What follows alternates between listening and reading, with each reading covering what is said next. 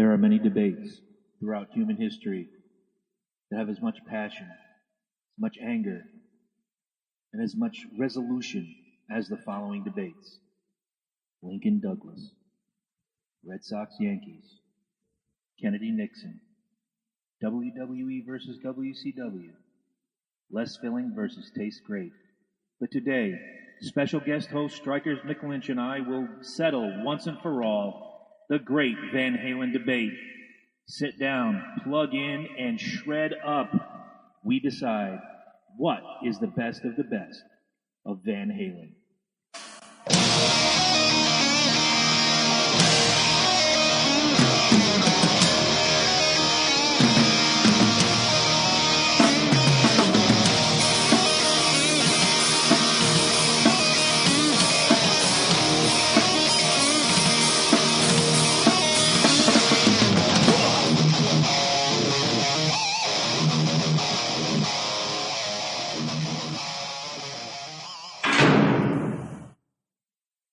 Welcome back, everybody, to the Loki and Jabroni Show, except tonight it is the Lynch and Jabroni Show. My name's Chris. I'm the Jabroni. You guys have seen this guy once before, I believe. Hello. Heard him twice before. This is Strykerz McLynch, the man in the box. Eddie Focus, rocking his own merch. That is beautiful. Gotta love it. Thanks, guys. I can see Christy, Jeff, and Robert have already joined the stream. Thank you guys so much. Oh, man. Loki's in Boston. We're going to talk to him in about 15, 20 minutes. Usually, we go around the table and we say what's on our mind, but we're going to turn the microphone over to Lynch today and find out what's on his mind. He's got some quick hits for us, and this better not suck. That's all I got to say. Trying to not make it suck. Well, but, you usually do a good job of not sucking. Well, that's the rumor. I don't know. I'm still not over that Blair Witch thing. Good point. Good point. So there's some stuff in the news. Mm-hmm. You two, your thoughts? North God. Korea. You watch the news? I do. North Korea. That's the fat guy. All right. So after how many years of the Kim Jong regime? Mm-hmm. Since 54? 54? Yeah. Ish. Give or take. All of a sudden, the war's over. The DMZ is gone. Mm-hmm. And we're going to be friendly with each other. I don't buy it. No. Well, whether or not we're friendly is still... Well, no. Not we as in America and Korea. Okay. I mean, we as in North and South. Right. There is nothing that regime has ever done that hasn't had a second... An ulterior motive. Yeah. Behind it. I mean, like, I'm expecting the when they would go to sign the accord, when Kim Jong does this... Somebody shanks South Korea's president is going to drop because he has poison on his hand. Ooh, like the movie, The Interview. He did it to his own. I know his own uncle. His own uncle in the airport, wasn't it? Yeah, yeah. And you want to believe that this guy is serious about mending the fence between? Literally, the DMZ is the fence. It's like Trump's wall. Yeah. When they want to mend the fence, and about as effective too. Yeah. Wasn't it just a few Tissue years paper. ago that they were worried that North Korea was going to bomb South Korea? Well, or was it the other way around? Which one is Fat Boy in charge of? South Korea, right? North Korea. So the big thing that Trump's pulpit was based upon. Pyongyang is in North Korea, right? Pyongyang is in South. Okay.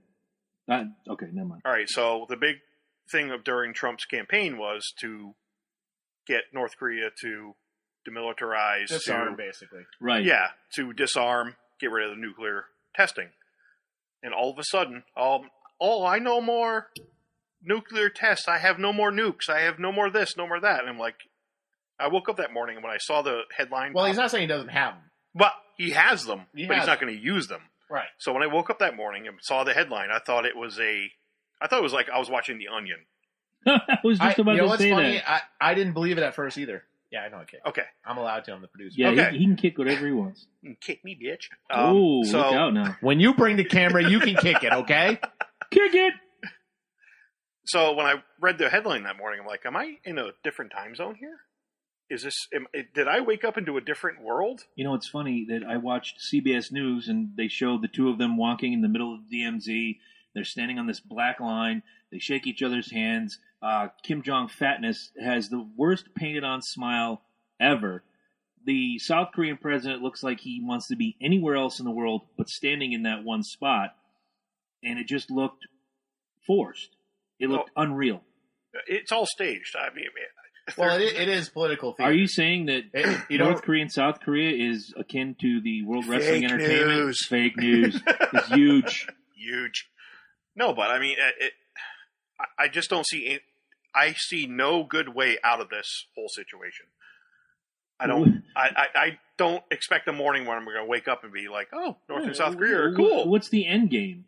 Seriously, that's the question. None of us can answer it. But in the realm of that portion of the country, or the world, I should say, which is round, not flat. Don't get me fucking started. Flat worlders. World is flat. The world is flat, Chris. The world is not flat. There's mountains and trees and shit that go up and down like this. The world is, if anything, like a teenager's face at 13. That's the long and the short of that. Fuck you, Nathan Thompson from the official Flat Earth motherfuckers. What is the end game? Like, what are they hoping? They've been at war forever. They don't know how to be peaceful with each other. The problem with North Korea is they have been so poor for so long. They have no natural resources. They have no industry. They have no income or economy. Right. I think China is the only one that even gives them stuff. And China is their biggest sympathizer. China. Right? And China has been, ever since we gave them a taste of that capitalist money, is kind of pulling away from that a little bit. Mm-hmm. They're still... Well, China still drew a red line with us, saying you do anything, we're gonna have problems. But now that Trump's in office, for whatever reason, China's kind of drawn back and said, hasn't he done business with the Chinese for 35 years? Yeah, exactly. His ties are made there, right? So he has an investment in that country, in both countries actually. So with him saying that. Actually, my next point was the South Korean president actually said this morning that Trump should be nominated for a Nobel Peace Prize for what he's done for North and South Korea. Wait a minute. Repeat that one more. The South Korean president has come out and said that Donald Trump should be nominated for the Nobel Peace Prize because of what he's done in strides between North and South Korea. Can you excuse me for a moment? Yeah. You're fucking stupid. This is why we can't have nice things. Well, because Donald Trump's... No, I'm not getting into the Trump thing. He's not done a bad job. He's not saying this. No. The South Korean president... He actually kind of laughed, to his credit. He kind of laughed about that. He didn't even take it that seriously. No, but... His supporters did. Donald Trump should get a no prize from Stan Lee in Marvel Comics. That's about it. Well, the problem is it's like, did the world forget what North Korea has done to their people for the last 60 years? Has the world forgotten what they've done to their people for the last 60 years? No. Normal people? No. Snowflake, empathetic fuckwads? Yes. You want an example? I love one. This tells you everything about the North Korean government, okay? It is illegal to bribe an official. Any official, doesn't matter who they are. Right. But if you turn a person in for bribing you, they let you keep the money. That's how corrupt North Korea is. That sounds about right. That sounds like the logic is nobody would dare bribe someone because they're just going to turn them in and keep the money. Right. That's the logic behind it. Because like if you go to North Korea, there are elites, there are rich people, there are people that are never going to starve. Right. You know, and while they live 30 miles from the starving village. Right. They tend to bribe. Yeah, and their family tree is like this. Yeah, they're all inbred. Yeah. Right. I got nothing. Well, the funny thing is it's a stage. It's got to be a stage. Well, here's the thing. This is early. I'm playing devil's advocate. Oh Christ! I love it. Go ahead. I know. So do we, but I give a shit. The walking across the border stuff, shaking hands. We know that's political theater. All politicians do it because all they really got to do is go into a room and talk and sign something. That's all they got to do. Yeah. Because going back in history, the Korean War never ended. There was never a treaty or anything like that. It's been a ceasefire this whole time. Right, the entire time. So it's a war that never really ended. We just pulled out of there, and then we fortified South Korea, basically. So North Korea's got a bunch of nukes, and South Korea is riddled with anti-missile weaponry that we gave them. Well, isn't that special? But, and people freak out when I say this, I don't actually think, is it Kim Jong-un? Yes. I really don't think he's as batshit crazy as they're making him sound. Not like his father was. I actually think. Well, his father and grandfather were certified. Well, they were they were maniacs, right? But I actually think and Trump was an opening for him. I actually think this has all been part of a plan because let's use the Middle East as an example. Okay, there's a bunch of countries in the Middle East. There's very few that we haven't invaded at this point. The only countries we haven't really done anything with are Saudi Arabia, Pakistan, Israel, obviously, and they all have something in common. They all have nuclear weapons. Like Pakistan has nuclear weapons, so we never go in Pakistan, despite the fact that Pakistan is no better than Iran or Afghanistan or the real reason we don't want Iran to have nuclear weapons is because now all of a sudden we have to give them a seat at the table. Right. Pakistan has a seat at the table. So Kim Jong-un, or his whole family, kind of recognizes. Kim Jong-un sees this. And it's like, all I need to do is have these weapons, and all of a sudden, I'm on equal footing with everybody else. Right. So I don't think he ever intended to launch them at anybody. But now that he has them, he's like, okay, I have these weapons. Next step, I got to get the pressure off me. I got to make the peace with South Korea. That'll get pressure off me. And now I'll have China, I'll have Russia. China. Russia. All these countries are now going to be like, see, Kim Jong-un wants to talk. We had a comment that says we went into Pakistan to get bin Laden. Well, Pakistan authorized that. Yes. I thought they didn't because the Air Force went on high alert right after when the helicopter took off. They authorized that it. was all pre-planned, authorized. I don't doubt. It's all WWE. The world politic is WWE. Without getting too far into that rabbit hole, I don't even believe the man was alive at the time. Okay? Because otherwise you'd show me the body. The criminal of the century, you'd show me the body. Hell, we all saw fucking Saddam Hussein hang. You can't tell me any member of SEAL Team 6 didn't have a fucking cell phone on him and took a few pictures of his dead body. I thought they did. I'm not sure. Selfie like a motherfucker. Like, hold on. I'm sorry. Finger up his nose. I understand pretending to butt fuck him just a little bit. I understand. Dude, I'm telling you, if I was part of SEAL Team 6, which I was never in the military, so let's just rock on that for just a little bit. If I was in SEAL Team 6, yeah, I'd have him like with the selfie gimmick and like, what are you doing? I'm fucking Bin Laden's Where's Private Burns? He's helping Bin Laden's corpse. God damn it, boy! And you know what I would sing? Taking care of business. You don't want. God damn it, boy! You know that's what the Colonel wanted to do. You don't want to go into that tent. But anyway, seriously though, that's my point with that though. You have someone like that. Granted, we don't want to be that country, but the criminal of the century pulling off the crime of the century, and you're not going to show me his fucking body. Fuck you. No, I don't believe he's alive. But here's the thing, like, do you believe he's dead? Huh? Do you believe he's dead? I think he was dead long before we found him. Okay. He was a fucking 80-year-old man on dialysis. Yeah, he was 6'6", freaking guy 60. on dialysis. Yeah, in the 60s. Whatever. I know he's on dialysis. It's hard to move that equipment from one place to another. Right. He's not raping girls like Cosby was. Oh, speaking of Cosby, that was another part of my quick hit. That was basically my Korea thing. I actually think it's according to a plan. I think he just wants a seat at the table, and I think he's getting it. We're about to find out. All right, so do you think that the result of Cosby trial was due to due process or pressure from the women that stepped forward? Activism. Yes. There's news articles saying that part of the Me Too movement? All the way around. The first one was a hung jury, and then they retry it. You have to. Let's be honest. A hung jury isn't guilty or innocent. The double jeopardy doesn't apply when it's a hung jury, so they have to bring them back.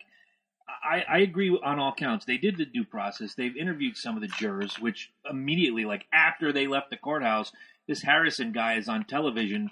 I saw fucking him. Good Morning America. Yep.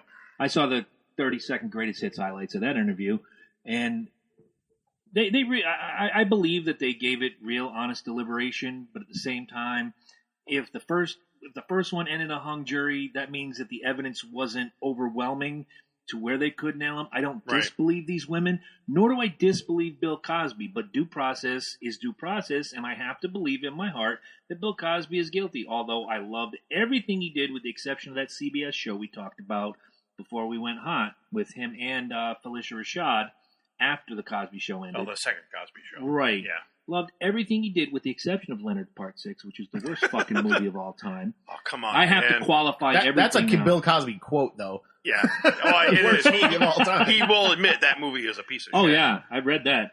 But at the same time, I can't... my heart doesn't want to believe it, but I got to believe in the due process. I really do. I do, too. And, you know, for as much as a part of Bill Cosby was of my life growing up, listening to his stand-up, my dad was a huge fan of Bill Cosby. Bill Cosby himself, from 1983, was, like, on constant rotation on HBO. Can you walk by a chocolate cake without singing the song? No, I can't. Exactly. I can't. Exactly. And if you know the song, throw some thumbs up on the gimmick feed. Let us know. So, I mean, to look at a guy that I actually admired as a child, to see that downfall. What's up, Beans? Thanks for joining. Woo woo. To see him fall this far, it's almost like America falls with it. Exactly, and it's like. Well, look at it kind of ties into, to me, it kind of ties into Korea. The Korea is the best news we've heard in a long, long time for the world. Yes, it's very positive. To the point where you don't want to believe it. Right, to the point where you don't want to believe Bill Cosby's a fucking molester. Yeah. And I'm going to give you a putty pop with some Quaaludes and, you know, you're going to wake up with my dick in your mouth. You know, that kind of thing. You, and the whole time my wife, Camille, will be taking the pictures. Now! My son is dead. But anyway. Please give me money for a roofie. But, I mean. Thank you, Matt. For talk about kicking a man when he's down. Give us chocolate cake. It's almost like the world wants to believe the Korea thing is an actual thing. It's the truth. And the other thing is the lie. Right. And the other thing's a lie because... Well, you don't know what to believe anymore because the media has been shit. Say what you want about Trump. I'm not going to get into this debate right now. This is not the forum. I don't want to... We got another debate going on about we do 20 minutes. I know. And I've watched a lot of episodes where you guys talk about Trump. And I see good and I see bad. I see good and I see bad. And one of the good things he says, and I will agree till the day I die, is fake news. Because the fucking media has nothing else better to do than if there isn't news, they'll make it up. They will create it. They will make it the truth. Because, all right, so there's a car accident on 395. Criminal investigation unit shows up. NBC 30's there. Oh, somebody may be dead. All right, maybe. But not really. And nobody might be in jeopardy at all. Exactly. Let the facts unfold until you... This is my beef with the media, and this just happened very recently. One of my mom's friends shared an article, and I kind of said something about it. So in California... They got... No. Okay. California, they got primaries going, obviously, like most people, okay? So this headline pops up, and basically it says, white supremacist running for Senate seat for the GOP. That's the headline. Okay. I'm like, well, this is fucked up. So I click on it. There are 11 GOP people running for that Senate seat. It's a primary. So my problem is, and I said this to her because she was just like, oh my God, this is Trump's America. And I'm like, this guy has no chance of winning the primary. You remember our friend Vermin Supreme? Yeah. Yeah, same. Yeah. Vermin ran on his own ticket, so I know, but there are guys but, you can look at, or girls, let's be honest, there are people, men or women, that you can look at and go, they don't have a fucking chance. Right. And the guy that I last said that about won the whole fucking thing. You're going to have a bunch of guys who are going to be like, less regulation, less taxes. And then this guy's going to come up and be like, white ethno state. Okay. Everybody, here's the thing. Everybody has that guy in the party that drinks too much or do too much fucking coke and embarrasses himself. Sorry. This is a white supremacist running on a ticket. Yeah, right? That was the last time I watched Hockey with Lynch. Everybody has that drunk uncle. You're like, oh my God, why do we bring him anywhere? So Gary, how many times do I have to apologize? I'm Bunny fell down the fucking stairs. Oh my God, Bunny fell down the stairs. Charlie! My shoe! How the bunny was walking down the stairs. But here's the thing: is that story wrong? No. Is it fake news? Yes. I'm sorry. You're trying to normalize this fringe to try to tie it to something bigger, and it's just not the fucking case. Agreed. It's not the fucking case. So that's what... Here's the thing. People think when he says fake news, he's referring to them lying or making shit up. No, it's just stuff that's not news. Mm-hmm. It's not important. Right. Okay? Like, nobody gives a fuck about this Richard Spencer guy, but the fucking media plaster him all over the place. Nobody cares about David fucking Hogg either. See, Let's not talk you got about me David started. Hogg. I didn't. I gotta tell you. I didn't even go there. In case you missed it, I don't know if it was last week or the week before, we gave designations. If your penis has hair around it, it is David Hogg. If it's shaved, it's Emma Gonzalez. I'm not even going to go there. You don't have to. Are you, Oh, you're afraid to pick on them because they kids? David or Emma? Quick. I'm not saying a damn thing. Fuck. You're afraid to pick on them because they're kids? Well, they're 6 months away from voting age. So Yeah. you can pick on them. In 6 months, I'll fucking pick on them. All right, well, I'm going I'll to write pick on this him down. now. 6 months. I'll put it on paper. Lillian cannot... wrong list. Lillian cannot walk down the steps. Cannot use the phone ever again. My thing with them All right, is 6 months. My thing with them is if they can go to jail for murder as an adult, Lynch comes back. I can criticize them as adults. Mm-hmm. It's like if you're going to demand respect from me, And that's another thing. That's another respect- thing that I'm catching shit for all over the place. Is I say there's nothing that a 17-year-old, and we were all 17, and we thought we knew every fucking thing that there was. There's nothing a 17-year-old can tell me at 46, or him at 46, or you at 39 and a half, 40, whatever the gimmick schnabbits is. There's nothing a 17-year-old can tell you that you don't already know, haven't researched, or can outright prove that they're full of shit. Right. that's not even my issue with him. My issue is that you can say something you want, and if I think you're right, I'll say, "Hey, good job," but you're not But they're right. not. Yeah. And okay, don't sit there and want to be taken seriously and not be able to take the But criticism that's thrown at you. they've got a nation of 18-year-olds right now, and now it bleeds into the 20-year-olds and bleeds into 30-year-olds. Fuck, I've got 60-somethings coming after me because I think that gun control isn't a problem. If anybody missed my little live video, and I'll share it on the Loki and Jabroni Show page so you can see it, I brought out the top 10 killers in the United States. Guess which wasn't one of them? Fucking gun violence. But when you break down the gun violence numbers, they're not as big as you seem to think. And yes, I understand as the father of a child, and you as the stepfather kind of a child, and Mike with his 2 kids, and you with your chickens, but we're not going to talk about the chickens right now. Yeah, don't bring up the chickens. Don't bring up the chickens. You know, Parenting gone wrong. I worry about So gun correct. violence in schools. I do. But you know what else I don't believe? That making it harder for the law-abiding citizen to buy a gun is the fucking answer. It's already hard enough for an hard. average Especially in American Connecticut. like me, even in Connecticut or anywhere else, to buy a firearm. Now, why is it so easy for little Johnny Dumbfuck who goes and shoots up a school to buy a weapon? Because he doesn't care about your laws. He goes out, finds a black market guy selling guns out of the back of his truck, who also does dental surgery in a van down the street, By and the he river. gets his fucking gun. Do you honestly think... well, we should outlaw this, and we should outlaw this. Hello, Stacy. Thanks for chiming in. Do you honestly think that more gun control is going to solve this?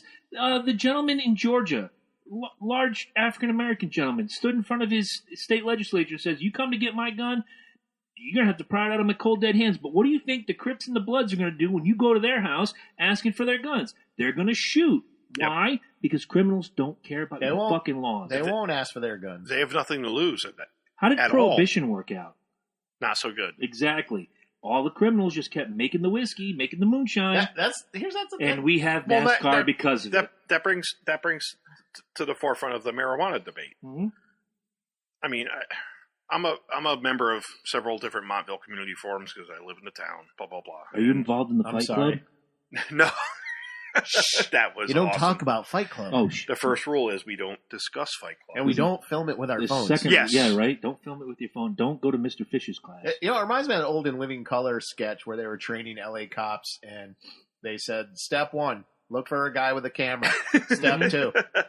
Avoid the guy with the camera. How many more quick hits you got? Finish your point. Yeah. I'm sorry. Well, my point in the marijuana debate is I'm a member of several Montville forums, and certain people on there seem to think that, all decriminalization of marijuana is the worst thing in the world to happen. No. It's a gateway drug.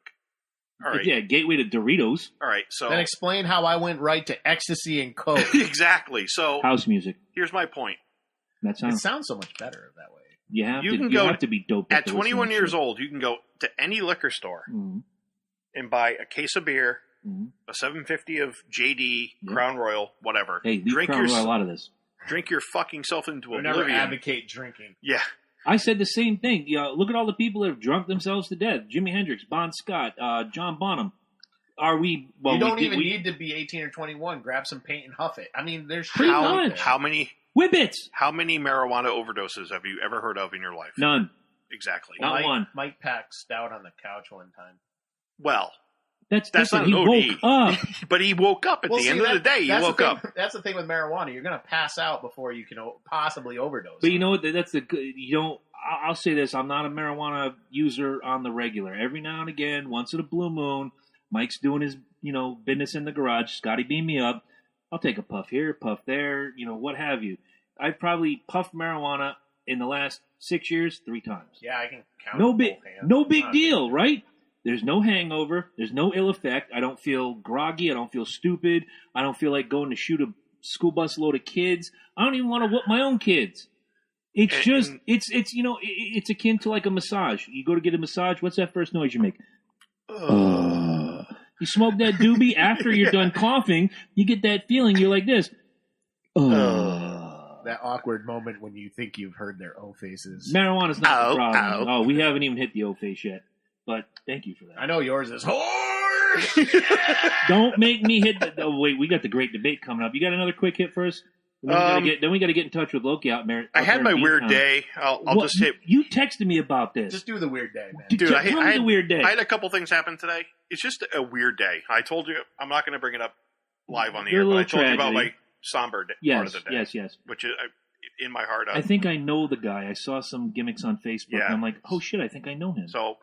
he's in my heart. God bless him. He's in my heart and in my head. Please, raise your glass wherever you are. Raise my Cumbie spring water. There you go. Raise your glass wherever you are to Lynch's friend, and I'll drink to that.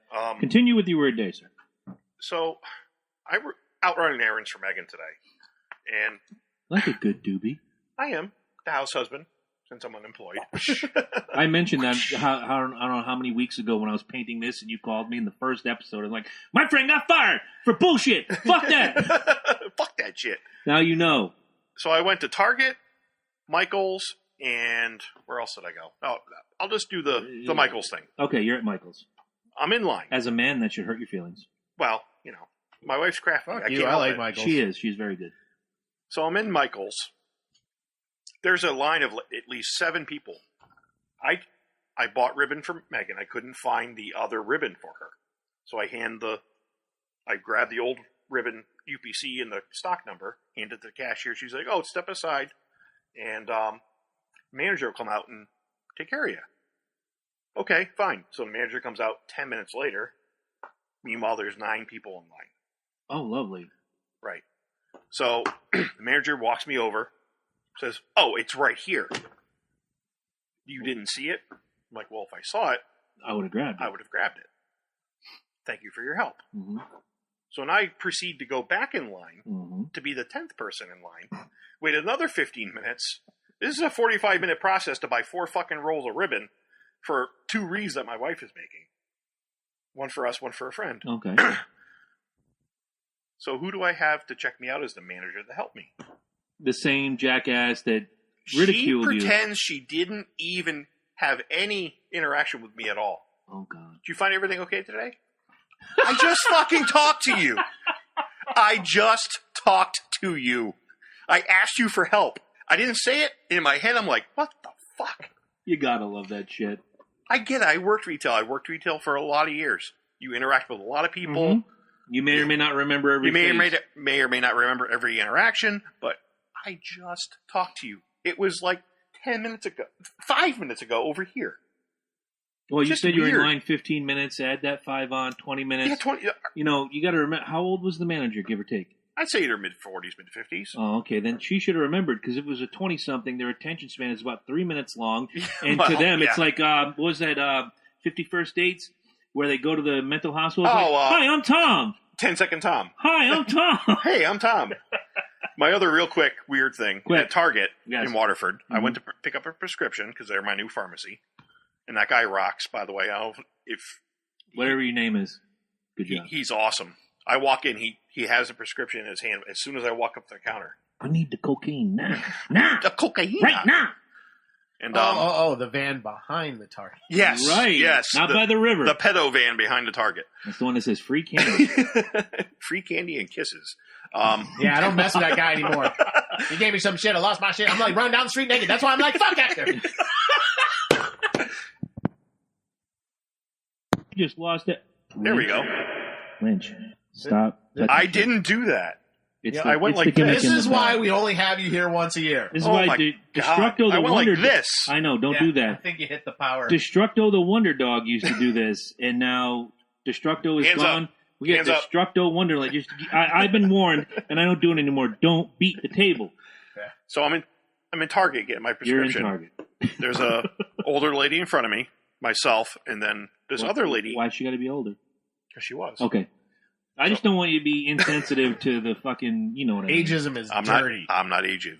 Not being ageist. We're old as fuck anyway. So if you have to deny that you're not ageist, you're probably ageist. Before you finish your story, how many people of grandparents are still alive? Mine aren't, but mine your grandparents still alive? Your grandparents still alive?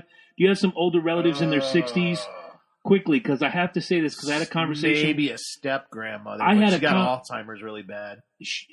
Have a conversation with her one time. Seriously, I had a conversation with a 60-something the other day who was still using the term Oriental. It's not that uncommon, dude. No, it's like I went to visit a client the other day, and I asked, hey, I'm going to this place. The GPS, for some reason, is picking up. Oh, just go right down the street there, and you turn here. A little, I want to say Jewish old lady, but she's just an old lady that I was dealing with, and she goes, and when you walk in, the Oriental receptionist, she doesn't speak English real well, so speak real slow. I'm like, in my mind, did you just say Oriental? What in the actual fuck?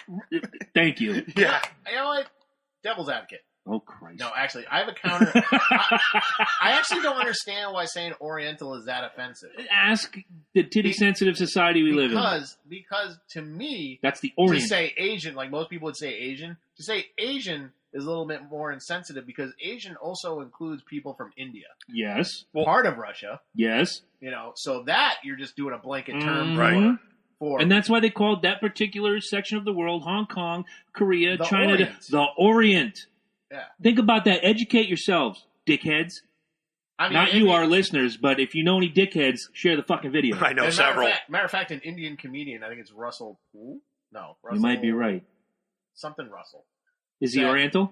No, he's okay, Indian, just checking. actually. Well, he's Indian, and he actually... Asian. Oh, so he's Asian. He's Asian. Okay, he's from India, and he's from Indian descent. I don't know. I think he's born in America. We've gone off the rails. Yeah, we've gone off the rails. But he says the way to determine if you're racist is your placement of the word fuck. So if you walk... You have my attention. Yes. If you walk into a room and you say, look at all these Asians, fuck, you're not racist. If you walk into a room and say, look at all these fucking Asians. All right. You're probably racist. There you go, yeah. Fantastic. Sorry about your I'll weird give you that day. one. What time is it? It is 7:02. 7:03 I have. I think we might have beat the national anthem, so we're going to dial up this phone. We're going to do... Call him up. We're going to call Loki. We're going to see... Where you get our normal co-host, yes, who's probably having a lot more fun than I am. He's probably drunk as fuck. He took that bus ride. I've taken that bus ride. I know what that bus ride is all about. The whole way up. Exactly. Because he can't order like cups of beer. Where do you leave out of? Norwich. Oh, Jesus. On a bus. A bus full of drunk people. That's why I liked it last year. He takes the morning train. No. How are you tonight, Loki? I'm at Sal's Pizza. You're at Sal's Pizza. Why aren't you in the ballpark, bro? Pre-gaming. Because I'm eating Sal's Pizza. I'm getting ready to call you from the ballpark. All right. Awesome. All right. I'll tell you what. I'll tell you what, brother. We'll take a couple more quick hits before we get into our debate. We'll let you call us from the ballpark and tell us how awesome it is. You know, I got to have my Sal's, bro. Of you course. I got to have my Sal's. It was you. We had an idiot bus driver. Didn't even know. We had promises made. We actually made it to Boston at 5:30, and then we ran around Boston on a bus for an hour. We literally just got dropped off the bus like 15 minutes ago. I'm not even joking. That makes that makes the bus driver from last year less ignorant.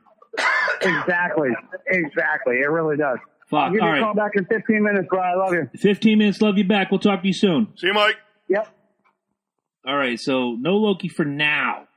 Yeah, I know. You don't interrupt Sal's. No, Sal's is... I've never eaten there. You have to. It's awesome. Yeah. It is really good. When Ange and I went up to see Hailstorm at House of Blues, which was... You know what it was. What was it before? On Lansdowne Street. Do you remember the name of the club? It was the Avalon. Avalon, yes. Oh, dude, I used to go clubbing there. There you go. Yeah, I was actually there for one. The last week they were open Before House of Blues took over? Yeah, I went to see Paul Van Dyke there in one of his last shows in Boston. Nice. Yeah. Nice. That was a great memory. When we were going up to see Hailstorm, Mike was the one to say, "Where are you going to eat?" I'm like, I don't fucking know. Boston's got a lot of good. You got to go to Sal's. Like, I know where it is. I just never eaten it. Oh, you got to go to Sal's. Went to Sal's. Fan-fucking-tastic. He's right. The rest of the world, wrong. I'm going to have to go because Boston's not necessarily known for their pizza. Oh, but Sal's, it'll knock you on your ass. You could Better put the than pizza. New Haven pizza? Yes. Put the pizza on top of your head. Your tongue will beat the shit out of your face to get to it. I'm not supposed to be eating carbs, but I'll make an exception. On this one, yes. So, before Mike calls back, let's pay some bills. Don't forget, our April fundraiser is Chad Hatfield and Team World Vision. It is tagged to the top of our page. This is not only our April fundraiser, we will keep talking about this until November because Chad Hatfield and Team World Vision is raising money to bring clean water to countries that do not have access to clean water. And as an added bonus, in November, Chad will be running the New York City Marathon as a part of Team World Vision. It is a fantastic organization. Please, $1, $5, $50, whatever you can afford, throw some money Chad's way. You want an awesome Loki and Jabroni Show t-shirt, bumper sticker, baby onesie, coffee mug? CafePress.com/Loki and Jabroni. I noticed you don't have one on, but then... I poop. That's just as good, but not as good. Poop. I'll let it go this time. Everybody should have one. Go to CafePress.com/Loki and Jabroni. Get yourself some cool swag.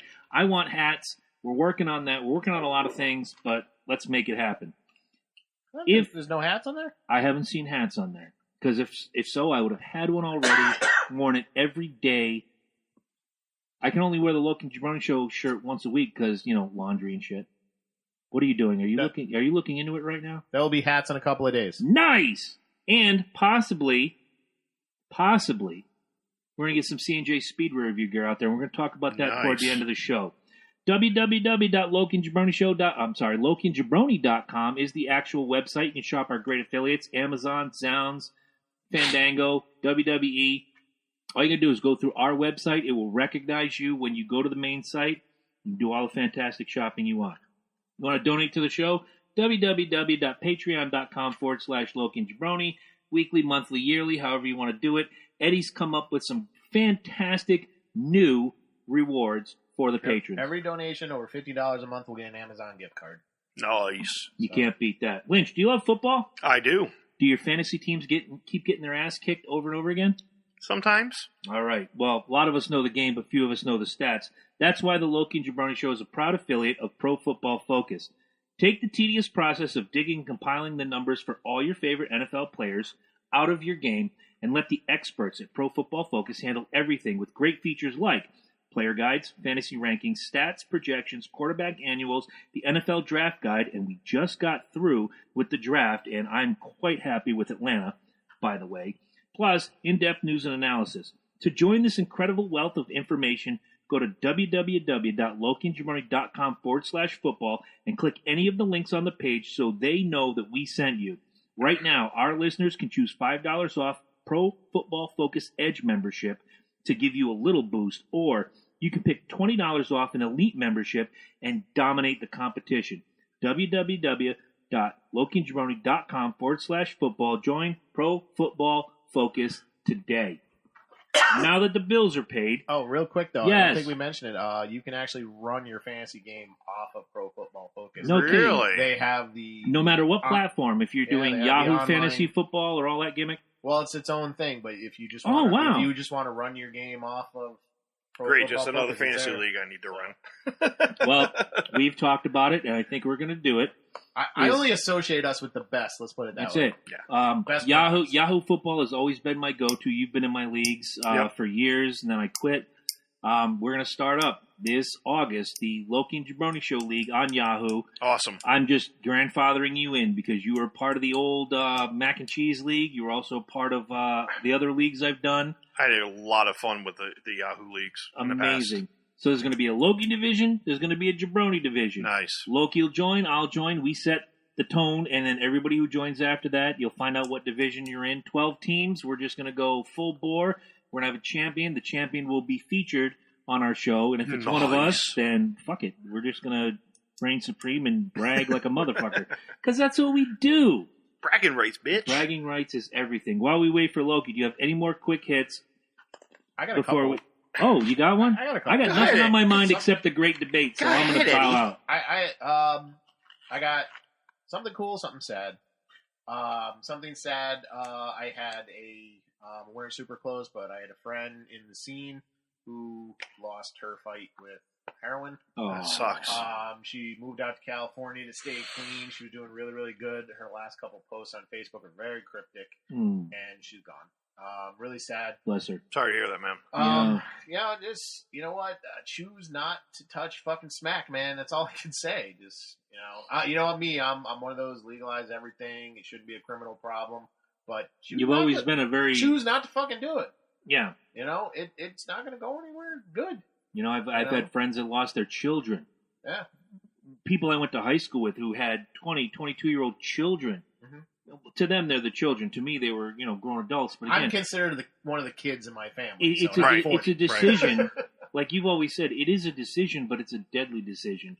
And opioids right now are a bigger killer than gun violence. Yeah, I should put Are you listening? Opioids are a bigger killer than gun violence. Never confuse my desire to end the drug war with an endorsement of anything.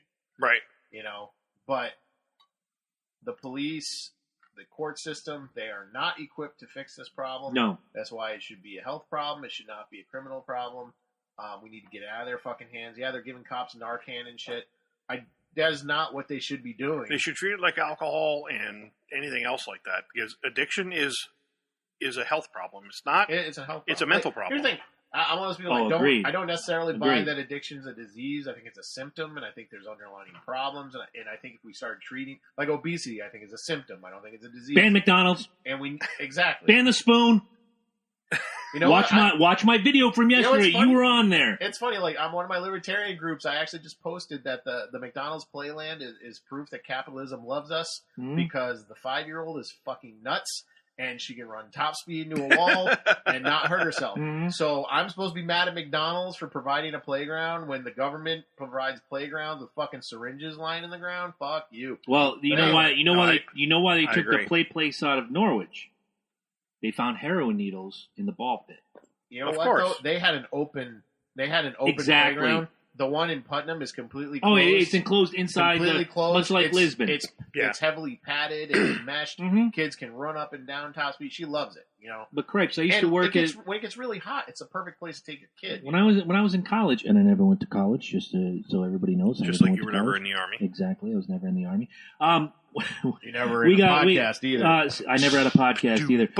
Stacy and Christy say sorry for your loss, Eddie. It's faithful listeners. Unfortunately, this has become a regular thing. People I've known in the scene have passed away. Matter of fact, someone posted a picture recently because of this. That was kind of haunting. There was a DJ I knew a few years ago, James Miller Jr. He was like probably the only local guy I worshipped because he was like so good. He was like really in tune with this music, and he had a drug problem that at one point kind of messed up his brain. He spent like a year rehabilitating his brain. He got back and he decided he wanted to get back into the scene, and he played one gig in New York and then went back and overdosed dead. Oh, Jesus Christ. Someone posted a picture with both him and Katy's her name. Katy. She's there like hugging him and they're posing or whatever. Such a haunting picture. And I'm just like, God damn. It's like, so here's the thing, when you're like, when you know these people, like I said, it wasn't somebody I hung out with all the time. Yeah. But you go places, like, you go to a lot of concerts, you start knowing, you're seeing people, and so go in the rave scene, same thing, you start knowing a lot of people and stuff like that. Right. It sucks, but, so you know what, heroin's bad news. I've done drugs and I had a good time, and I'll never say I didn't, but I always knew what my limits were. I've pushed them a few times, but I always knew what my limits were. And I'll say it, I fucking love cocaine. But I always knew when to walk away from it. Right. I was never one of those people. It's like, if I did a bunch of cocaine, I'd be like, I need to stop. I'm like, I can't catch my breath. I'm having palpitations at age 24. My fucking heart's going to explode. I'm talking to the wall, and Richard Pryor is answering. I need to stop.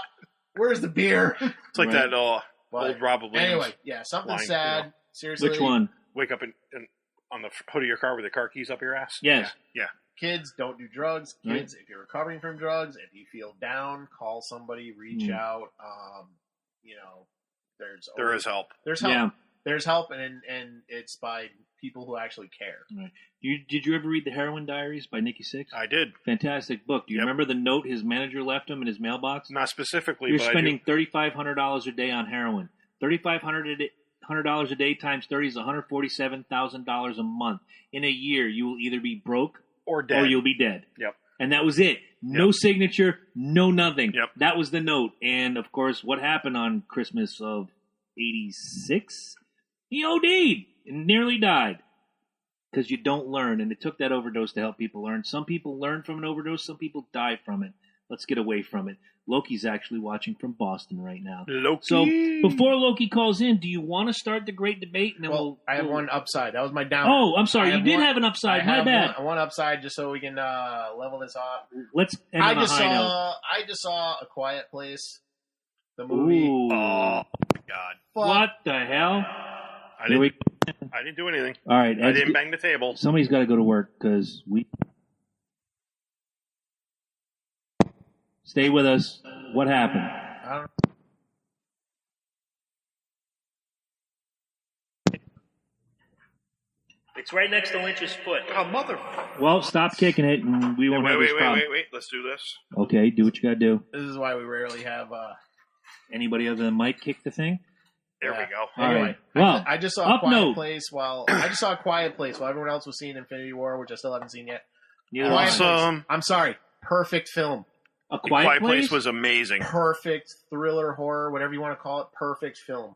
Without giving too much away, what's the premise? Basically, they don't come out and say it. There's very little spoken dialogue. They don't come out and say it, but in newspaper clippings, apparently these asteroids hit Mexico, and these aliens have basically... alien creatures. I'm not going to say they're like intelligent. They're alien creatures that basically have come to the Earth. They can't see. All they can do is hear because they have a series of like hearing things in their head. And you have to be absolutely quiet or else they hear where you are and they just come and get you. But I've seen the ad for that. Yes. And the daughter is deaf. Yeah. And she's really deaf. Oh, yeah, the actress is really deaf and kind of typecast, if you ask me. Yeah. But... Are you really going to start a Hollywood rant talking about this fantastic movie you saw? It is a fantastic movie, but basically they leave sand trails everywhere. They never wear shoes. They don't do anything. But the MacGuffin in the movie is that McLovin? The MacGuffin, is that the wife is pregnant, and women don't typically give birth silently. No. Babies usually don't stay quiet. So that's a huge MacGuffin. This whole movie, you're wondering, great movie. What's going to happen? Starring and directed by John Krasinski from The Office. From The Office. Okay. And he's also the new Jack Ryan. Fucking fantastic film. I can't say enough about this movie, but if you haven't seen it, you really should. They're already talking about a sequel too. Really? How are they going to do? Dude, that money... They can make sequels out of anything, and you know this, man. That movie has made money hand over fucking fist. And I'll be the first to admit, I didn't get paid to see it in the theaters. Mm-hmm. I watched it on Terrarium TV on my Kodi box. Eddie doesn't like it when we talk about illegal downloading bullshit. I don't pirate things. No, you don't. But... You get all your music from... I just don't want to lose my Amazon affiliate account, bro. I stream Amazon all the time. Hey, look, I have a Fire Stick. That's Amazon. They created this. So they didn't create Kodi or Covenant or anything else, or Covenant or Terrarium or Pluto. But no, it was a great movie. I mean, kudos to John Krasinski. It's so hot. And his real life wife Emily Blunt was in it. Yep. She's pretty good. They have fantastic chemistry, obviously, because they're husband and wife. Of course. Even the kids. I usually hate movies with little kids in them. Mm-hmm. I find them annoying. Oh, the girl was amazing. The girl was amazing. The son, the scared son, was amazing. It's just right from the beginning of it's a short movie too. It's like 90 minutes. It's not a long movie, but it's perfect. It's executed perfectly. I'm gonna when we do our next when we do our next movie thing for like 2018, Mm-hmm. if that movie's not in my top 5, I'm doing something wrong. Okay. Yeah. So neither one of you. Hey, wait, real quick. Akasham Batwa Miller says, Chris Lynch, you rock. Liwanika! What's going on, man? It took me 2 years to say Akasham Batwa. Ulundwalaway. I can't even say Lowakanaki in the middle, but I can say Miller like a motherfucker. Watch this. Miller! Light. Mm-hmm. And that's Miller Dark right there. So neither of you have seen Avengers yet, No, right? not yet. Oh my god, dude. You have to. I did see a kid in town with a homemade T-shirt that said Thanos did nothing wrong. So I'm wondering what the story is with that. All right, so don't say a word. No. There's no spoilers here. I'm not going to spoil it for either. Okay. If either of you have followed the comic series, I have followed Infinity Wars. I heard they took a turn though. They did. They took a slight turn.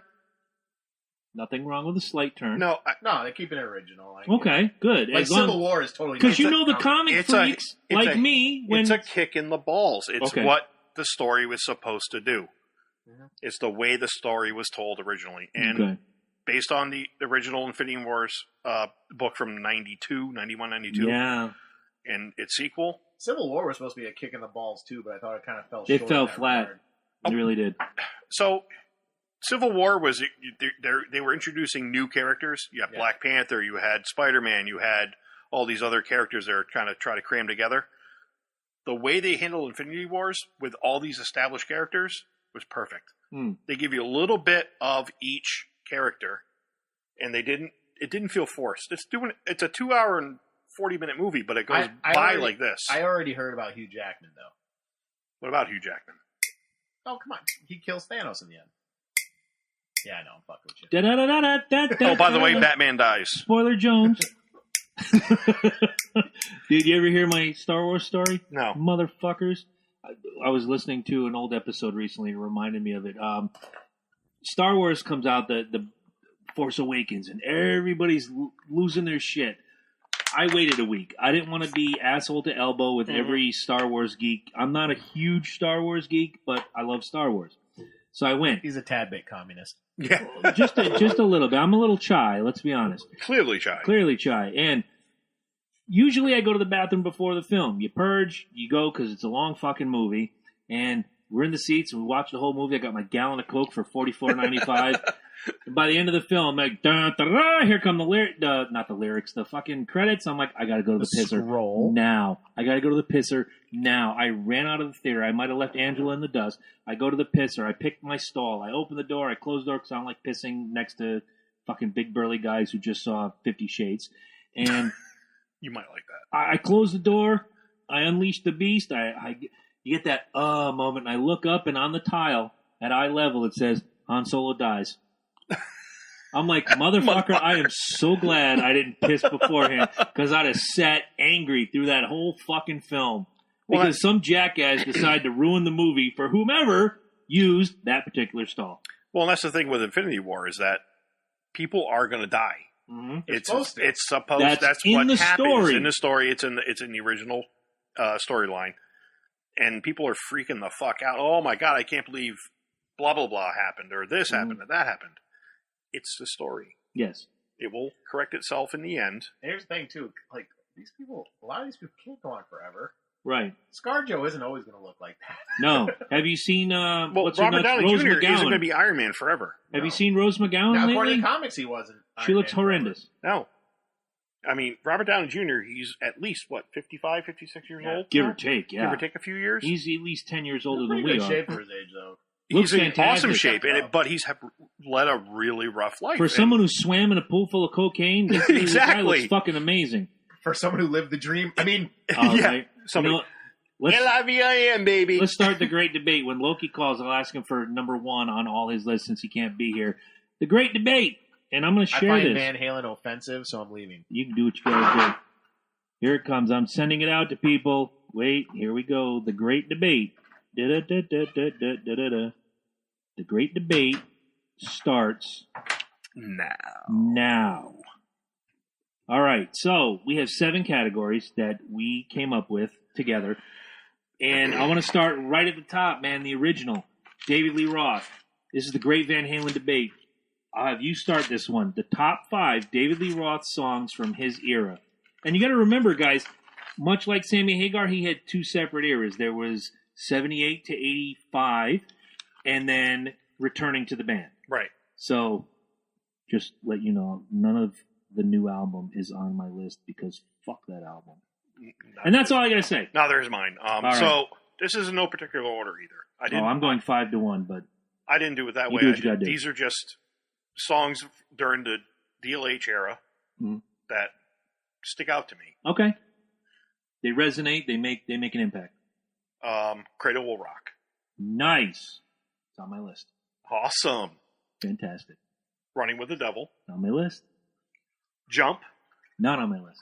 Okay. So I got a problem with Jump. So here, I bring up Jump, and I knew this was going to be a topic of debate. I figured you would. The keyboard era. Hate it.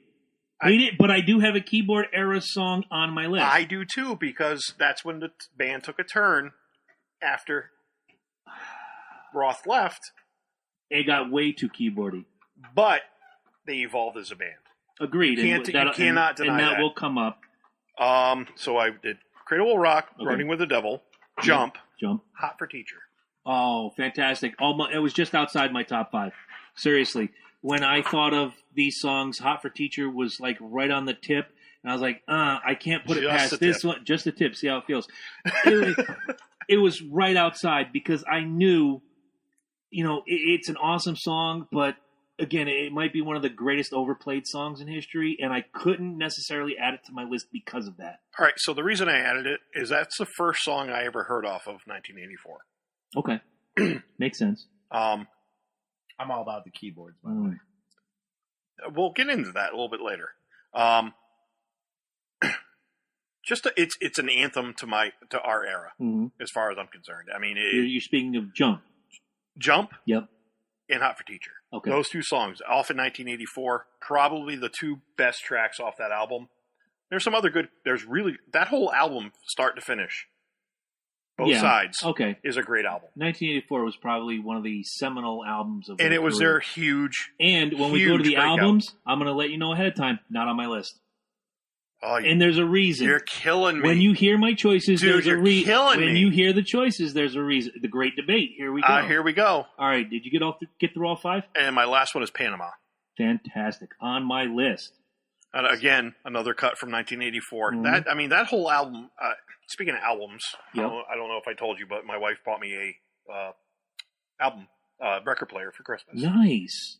Vinyl's the shit. Dude, Vinyl is the absolute shit. I got some horrible news. Shure is not making the needles anymore. Really? No, Audio-Technica and Crosley and a couple other off-brands. When I was still spinning vinyl, the Shure White Label was my cartridge of choice. Nice. Shure's getting out of the needle market. That sucks. Because it's such a small market now. Yeah, they're having trouble getting the parts to manufacture. Yeah, if you're a hardcore vinyl person here in 2018, it's very tough. So I got a really nice turntable. I got an Audio-Technica ST120. It's a really nice model. I used to have 2 Techniques 1200s. I kicked my ass for stuff. So my dad, when he was a DJ back in the 70s, 80s, had a Pioneer direct drive turntable with a solid marble base that was about this thick. White marble with the little. A ton. Oh my God! No vibration though. My mother threw it away. Oh! Along with all Groton my Woman maimed. Film at 11. I changed my mind. Get my gun. Right? Exactly. All right, so this is going to shock you. I got from 5 to 1. I'm going 5-1. The first 2 are from 1984, the keyboard era, which I hate, but I picked the best 2 tracks off that album because they seriously are 2 of my favorite Van Halen DLR era. The first one is I'll Wait. There's something about that song. That is a good tune. When you hear that beginning, you know you're in for the shit, and then the bass comes in, dunk, dunk, dunk, dunk, and everything works. Keyboard, and then here comes Ed in the middle of the song with that solo. It makes sense. The story's great. Fantastic. Number 4, I have Panama. You can't beat that song. That is just, you hear that song on the radio, The windows go down, the radio goes up. Panama is seminal. I always thought Panama and Hot for Teacher was almost like a throwback sound to that old rock and roll kind of... Like the 70s era type like gimmick? Beach like the early Boys 70s. / Like Thin Lizzy, kind of... So, like... Yeah. Fantastic call. Classic kind of lyrics, a little more modern rock and roll sound, but it was like... It was feel-good shit. Number 3 is not a single, maybe a lost classic, Mean Streets. Good song. There's just something about Mean Streets. And in the middle, when he says, somebody shout fair warning, you know, right? It just told a great story. Number 2, And the Cradle Will Rock. One of my favorites, whether it's listening to it in the car or a karaoke bit. Fantastic song. Number 1, you got to go with the original and the best, Running with the Devil. Great. That was Roth at his finest. Yep. And it's sad to say, much like Guns N' Roses, when your finest is the first record, it's kind of hard to top. So for me... That should be a debate we have. I still think Use Your Illusion 2 is the best one. Use Your Illusion 1 was 10 times better than 2, but that could be a debate. I like 2. I don't know. That'd be a great debate. Another good debate. Coming back for the GNR, great GNR debate. Absolutely. We'll do with that. Buckethead or no Buckethead. In 6 months, when he comes back and motherfucks David Hogg and Emma Gonzalez, we will talk about Use Your Illusion 1 and 2. Now we move on. David Lee Roth moves on in 1985. He's replaced by Sammy Hagar. The first album is 5150, not a favorite of mine. But as they move on, they get progressively heavier, harder, more mature. We've talked about that before on the show, and you and I personally. What are your lyrics especially got more mature. Yes. The songwriting got better with Hagar. I've always said that. Absolutely. David Lee Roth was the ultimate showman. Mm-hmm. No, entertainment-wise, bang for buck, you get more bang for your buck with David Lee Roth. Lyrically, Sammy Hagar. Musically, how many hits did he write for other people? Yeah. I read the including book. Himself. You lent me the book. Yeah, I gave you the book. Red. It was awesome fantastic. Book. Go out and get it on Amazon right now. LokiandJabroni.com/Amazon. Get yourself a copy of Red. How many frontmen join a band when they're already huge? An established superstar. It's tough. It does. I mean, because they already have a reputation preceding them, and it's a big band. It's like Steve Vai joining Whitesnake. They were already huge, and here comes Steve Vai and made them that much better. A better musician, better guitarist. Yes. But their reputation was already there. Exactly. So it just propelled them further. So here comes Sammy Hagar into Van Halen. This precedes Steve Vai by 5 years. You know, Sammy comes into Van Halen. He's already established. He has hit songs. He has hit albums. He's done worldwide tours. Now he's technically another face in the crowd. He's in the band Van Halen. Right. And they skyrocket. So from there, you got your 5 Sammy tunes. My 5 Sammy tunes. I have to go back a page here. Mm-hmm. Maybe 2. There you go. You're doing your homework. I am. All right. Finish what you started. Ooh, not on my list. Just outside the top 5. Seriously. Love that. I love that song. It's simple. It's not your atypical Van Halen song. Yeah, right. It wasn't a rocker, but you still. Anytime you hear it, when windows you're in your down, car, radio up. You're just kind of. I don't have a problem with pop music, but that song is too poppy for a rock band. But for Van Halen, it worked because Ed. We go back to Eddie Van Halen, the genius, the God amongst men, and I've got a picture of the God amongst men, Dimebag Darrell, right over here to my right, Saint Dimebag. Eddie Van Halen. You could put a ukulele in his hand. He's going to make it rock.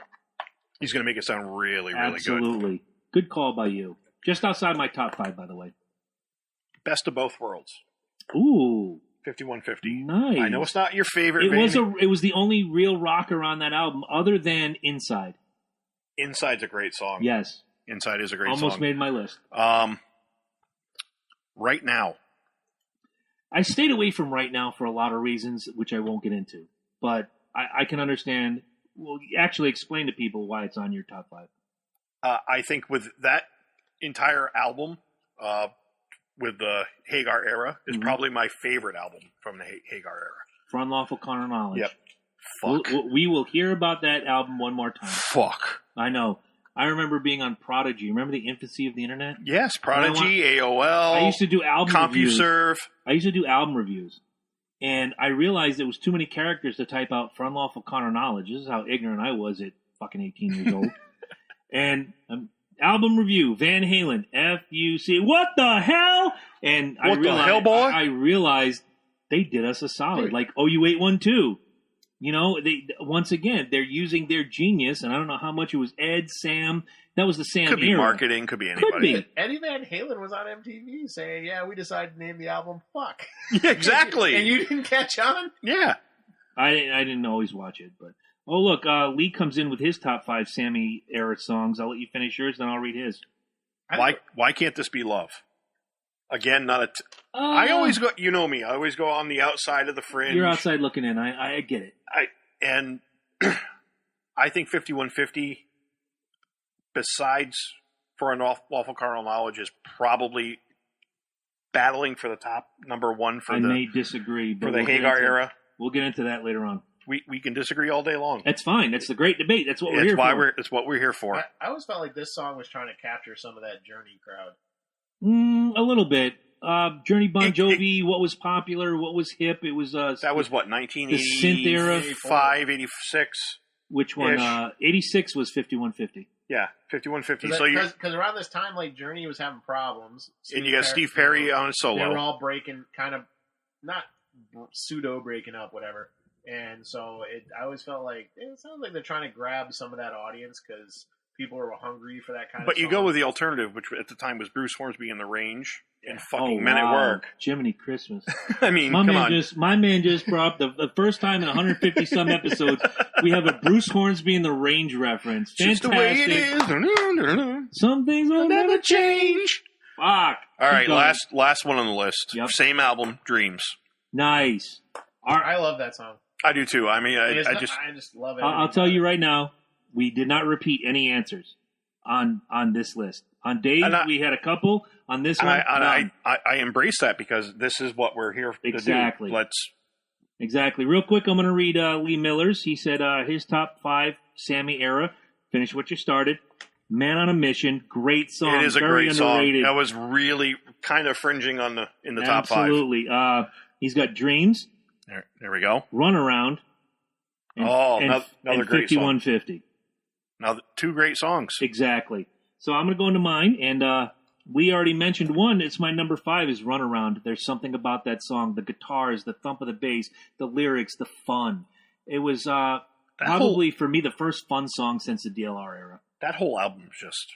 For Unlawful Carnal Knowledge is amazing. That's another one I've been looking for on vinyl. That album kind of defined the whole MTV generation at the time. Oh, without question. Was it Right Now was on that album, right? Right Now was on that album. Pound Cake was on that album. That song wasn't just a hit. It started a whole kind of movement. I've got 2 from that album on my list. Well, that's when MTV actually played music videos. Oh, yeah. Right. You remember those days, right? Right. They played music. They didn't just play. They didn't play The Real World and fucking Jersey Shore and I always wonder how the hell they do music video awards when they don't play music videos.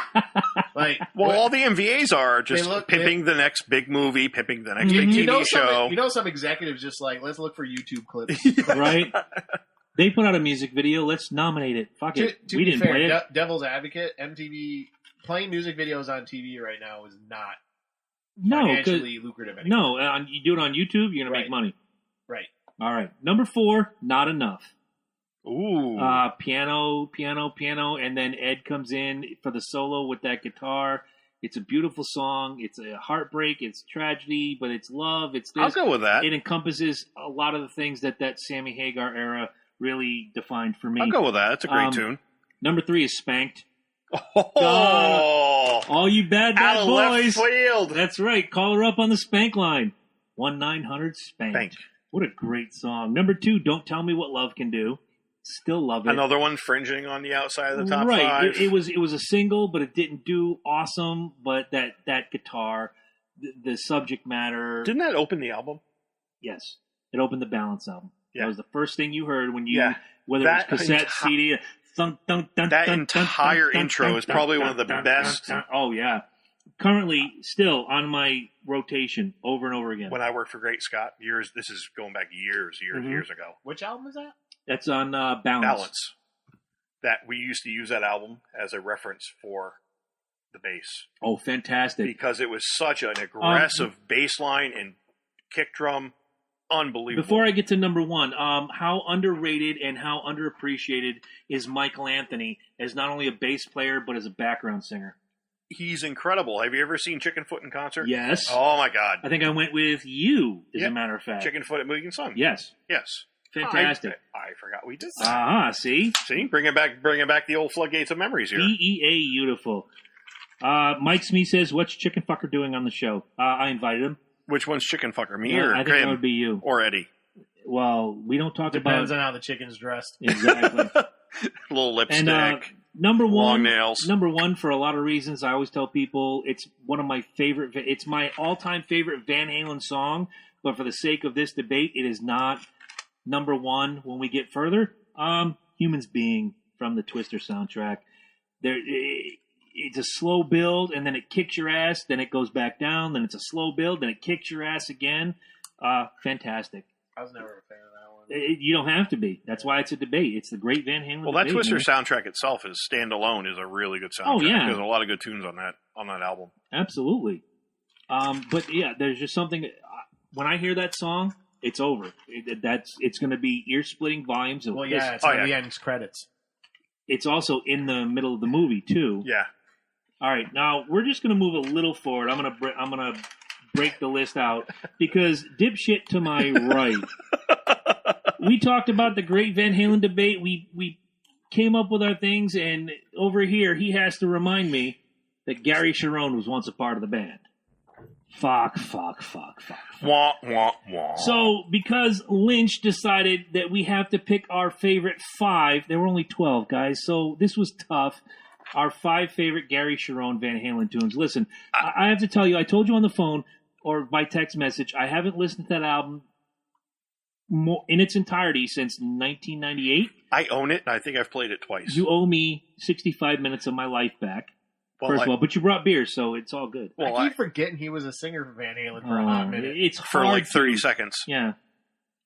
They credit him for 2 years, but that tour ended after a year, and they didn't do shit after that. I will say Gary Cherone with Extreme was probably one of the best vocalists ever. He was an amazing vocalist. That whole band is amazing. Nudo Betancourt, Gary Cherone. Pat Badger, one of the best bass players in the world. And Paul Geary. Yep. You know who Paul Geary discovered, by the way?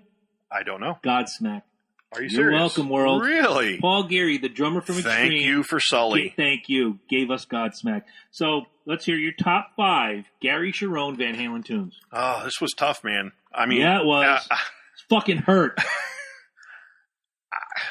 I almost tore the hair out of my ass. I could actually only come up with 4 because I was fucking killing me. I threw the 5th one in I there did throw as an honorable mention, but it kind of wasn't because you said top 5. I know. I tried to. Fuck.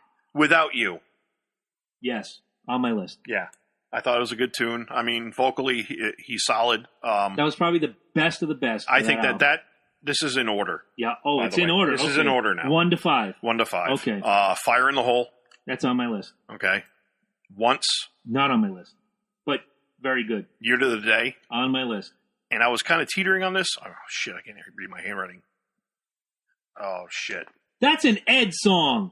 He sang that shit. I'm looking at your list. I'm cheating right now. How many say I? Now, Eddie Van Halen sang that song. It sounded like he was drunk when he sang it, too. But it's a good tune. But it's not a Gary tune. It's an Ed tune. He sang it. Doesn't matter. Oh, fuck. It's Cherone era, dude. How are we gonna? Eddie sings. Is he barely?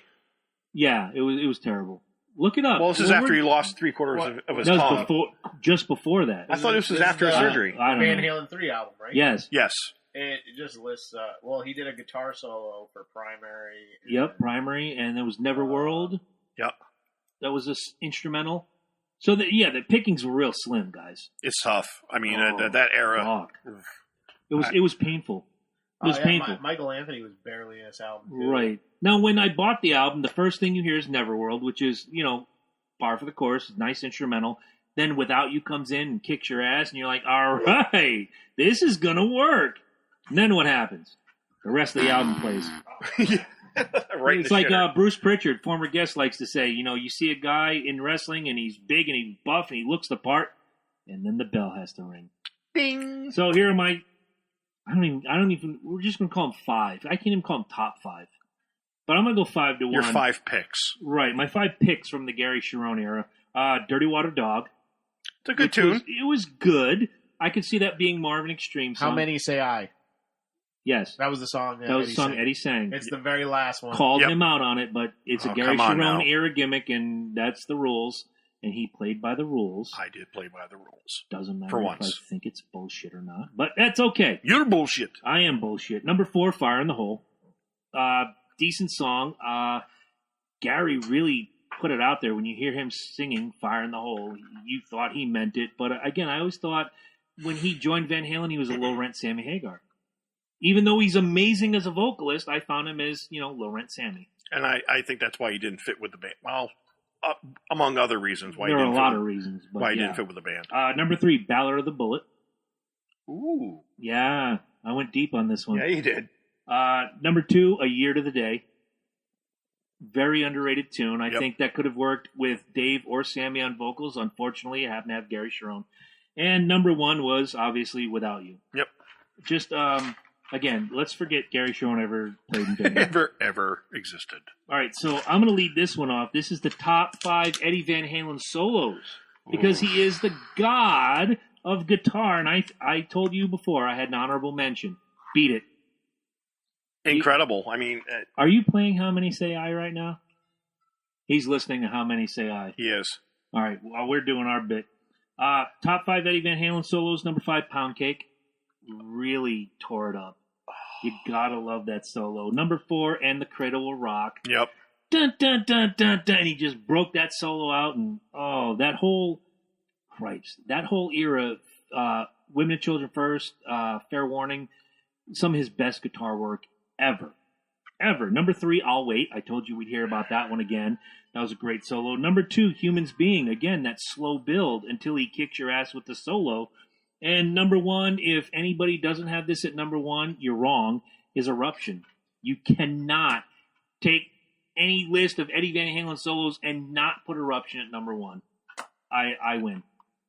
You do. Until he reads his list. Well, I'm going to have to say that 4 out of your 5 are on my list. Nice. I can't wait to hear Only one was the Pound Cake? Pound Cake. I thought so. But again, a great song. And a fantastic solo. And the stuff he does with a freaking power drill. At the very beginning? At the very beginning. And which was a Paul Gilbert gimmick from Mr. Really? Big. Wow. See, the shit you learn here on the Loki. I know. Featuring Chris Lynch. And Chris Burns. The Chris Squared Show. Yeah, it's a Chris Squared Show. Featuring Eruption, Beat It. Yep. Those are seminal Eddie Van Halen solos. Anybody who gets into guitar. See, I thought I was throwing a curveball with Beat It. Did not know it was going to be on your list. It's a great song. I thought I was throwing a curveball. Here I am getting schooled by the fucking master over here. How can you not listen to Beat It and not know that's Eddie Van Halen playing? You know how many people I've told here in 2018? I don't think he was on the liner notes. He wasn't. It was a mystery guest. Uncredited and didn't get paid. In fact, the band was pissed off because Beat It knocked him out of the top spot. Yep. And the whole band was all pissed off about it, and Eddie was just like... Eddie could have retired on that money. He didn't think the song was going anywhere. Well, he did it without their approval, too. Exactly. Like, he didn't say, hey, I'm going to play guitar on Michael Jackson's song. We did the...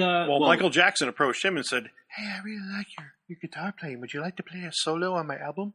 That's how that all went down. So... Oh, look. Oh, see, already. By the way, Lee's coming in with his top 5. Finish yours. By the way, that song, I listened to a little bit of How Many Say I.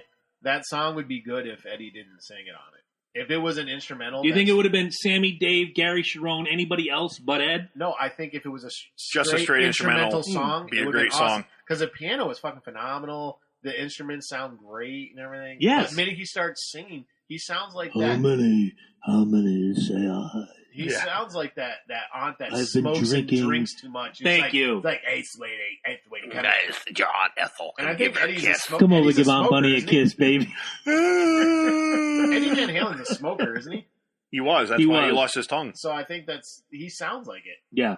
Yeah. It was whiskey and cigarette tinge. That was vocal. Eddie, darling, Eddie, just stick with what you know. Right?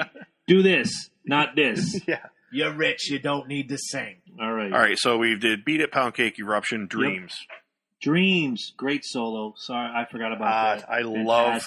He really, really shredded it there. Yep. Call for Pound Cake. We disqualified. Oh wait, sorry. What? Oh, come on. Horse shit. Come on. Horse shit! Oh, wow. Thank you, Lynch. That was a single they let off with, and I was just like, I'm not impressed. How could he... Oh, never mind. I'm not going to get into this conversation with you. I just didn't like Pound Cake. There's something about I don't know. It just wasn't catchy enough. Oh, my God. It just wasn't. All right, so we're going to give you... Lee chimed in with his top 5 solos. Eruption, Beat It, Cradle Will Rock, I'll Wait, Pound Cake. Looks like almost pretty similar to ours. Yeah, both our lists. Mark Mullane says, did anyone see the show at the Sub Base in the Thunder and Lightning circa 95? Awesome show. I did. Yes, I did. Who was the opener, Mark, for extra bonus points? Bonus credit. Here, let me write this down. Yeah, I'm just going to put the initials right here. I'm writing the whole name down. And you are... Uh-oh. Are we right? Yes. Okay, yep. I thought so. Beautiful. Mark, when you come in with the answer, you will win an official Loki and Jabroni bumper sticker once I order it, have it made, and sent to you. But you need to tell me who the opener was. Lee, you're not involved, but he was at that show, too. It was fantastic. So nobody's got any loves for the incredible LL Cool J tracks that Eddie Van Halen did? Vince Neil, good job, Mark. You're getting a free Loki and Jabroni bumper sticker. As soon as I order it, get it to the house and get your address. You have, and you need to put it on your car, man. Share the love. Now, we can go one of two ways, Lynch. We can go best albums from the era, or we can go to why Sam is better than Dave, or why Dave is better than Sam. All right, so I go both ways. No, I know you do. That's kind of why I like it. Which one do you, which? So, my albums. Oh, let's go with the albums then. All right, my top 5 albums. Top 5, any era, by the way. Any era, doesn't matter which Except one. Van Halen 3, because we all agree that album sucked a bag of dicks. A huge bag of dicks. Yes. All right, so here are my top 5, no particular order. Okay.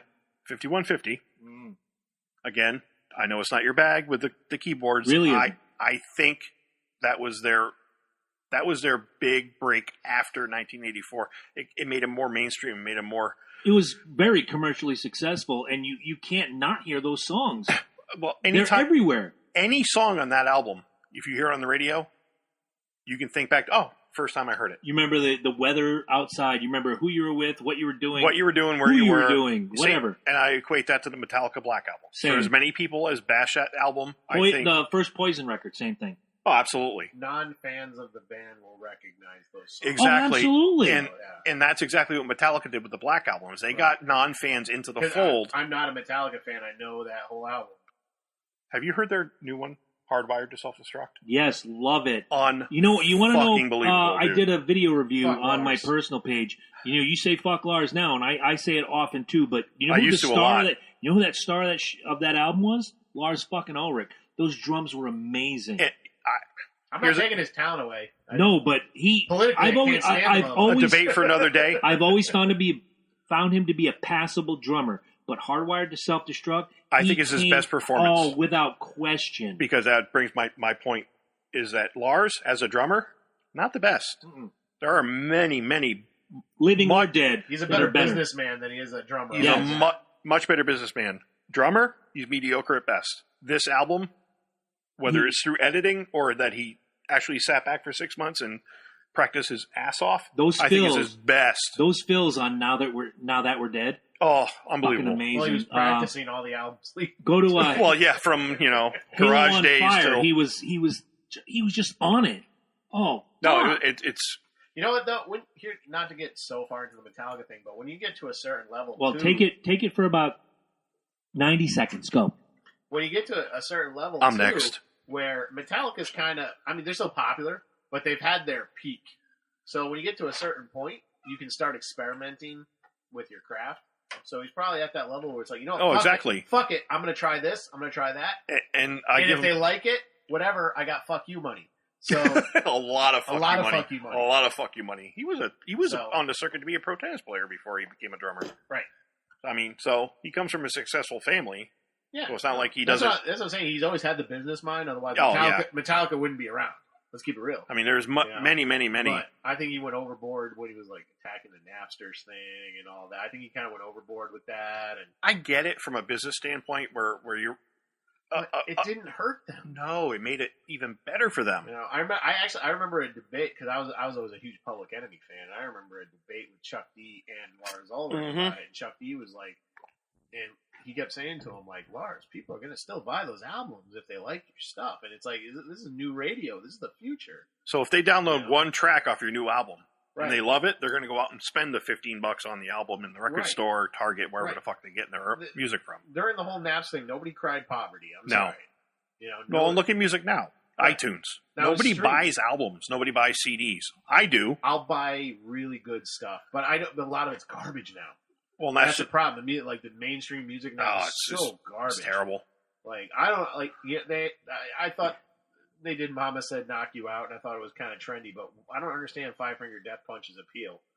I don't either. You know, I mean, they have a couple catchy tunes, but that's just that they're catchy tunes. They're pop. They're pop metal. right now, like, I'm at the stage where I'm about to just buy vinyl again for stuff that's really, really good. You know, because it's now collectors. Well, and as I mentioned earlier, my wife brought me a record player for Christmas, and I've spent the last 6 months building up my vinyl collection, and I found a lot of decent places for cheap to get really good records. A couple episodes back, we probably had a good... Well, I hate to interrupt you. I really do, but we got Loki calling in. Oh, he's calling in. Oh, hey, all right. Mike. Hello, Loki. What's up, brother? What's going on, kid? Nothing. Just freaking finally getting through this debacle of a goddamn baseball field. Well, you know, I've often said it. Fenway Park is a beautiful field. It's very historic, but getting into it is trying to get into your prom date when she's chased. Oh, it's absolutely true. 100%. So tonight they're giving away Vandal Calrissian bobblehead. Nice. Yeah. Which is not actually awesome because a lot of people don't know this. I'm an avid, Lando Calrissian Yes, fan. you are. Yes. So that's my boy. That's my boy. He's the original owner of the Millennium Falcon before, our man Solo fucking took it out from underneath his feet. We're going to be able to see that. Nice. And we're going to be able to find that story on Solo, which, by the way, if you guys want to see that new movie Solo, you got to go on to our LokiandJabroni.com website and go ahead and hit that affiliate link going on to the movie site, which is Fandango, and go ahead and pre-order those tickets right now because I will do that. Look at you paying the bills from Boston. I love it. I'm I'm always doing that. On shit. the I'm field always and doing that still shit. paying the fucking bills. Absolutely. Listen, So what's the topic today, gentlemen? the great Van Halen debate. Oh, did you guys really break out the Van Halen debate when I'm not there? Yes, but we there's a caveat. We're going to ask you each of the categories. Panda bobblehead. There's a lot of action going on right now.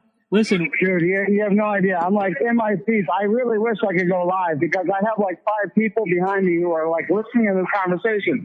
You guys are being rude right now. Yeah, really. Listening to people's cell phones conversation. Lynch is trying to attack my butt in a very bad manner. One of them deserves it. One of them kind of deserves it though. Okay. All right, listen.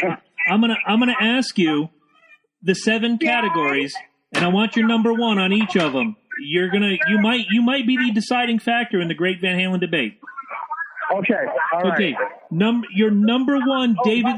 Go ahead. No, I'm good. I'm listening. That was everybody else around me, dude. Well, tell them They're all being rude. I told you. They are rude. Fucking Boston, I'm telling you. Number one.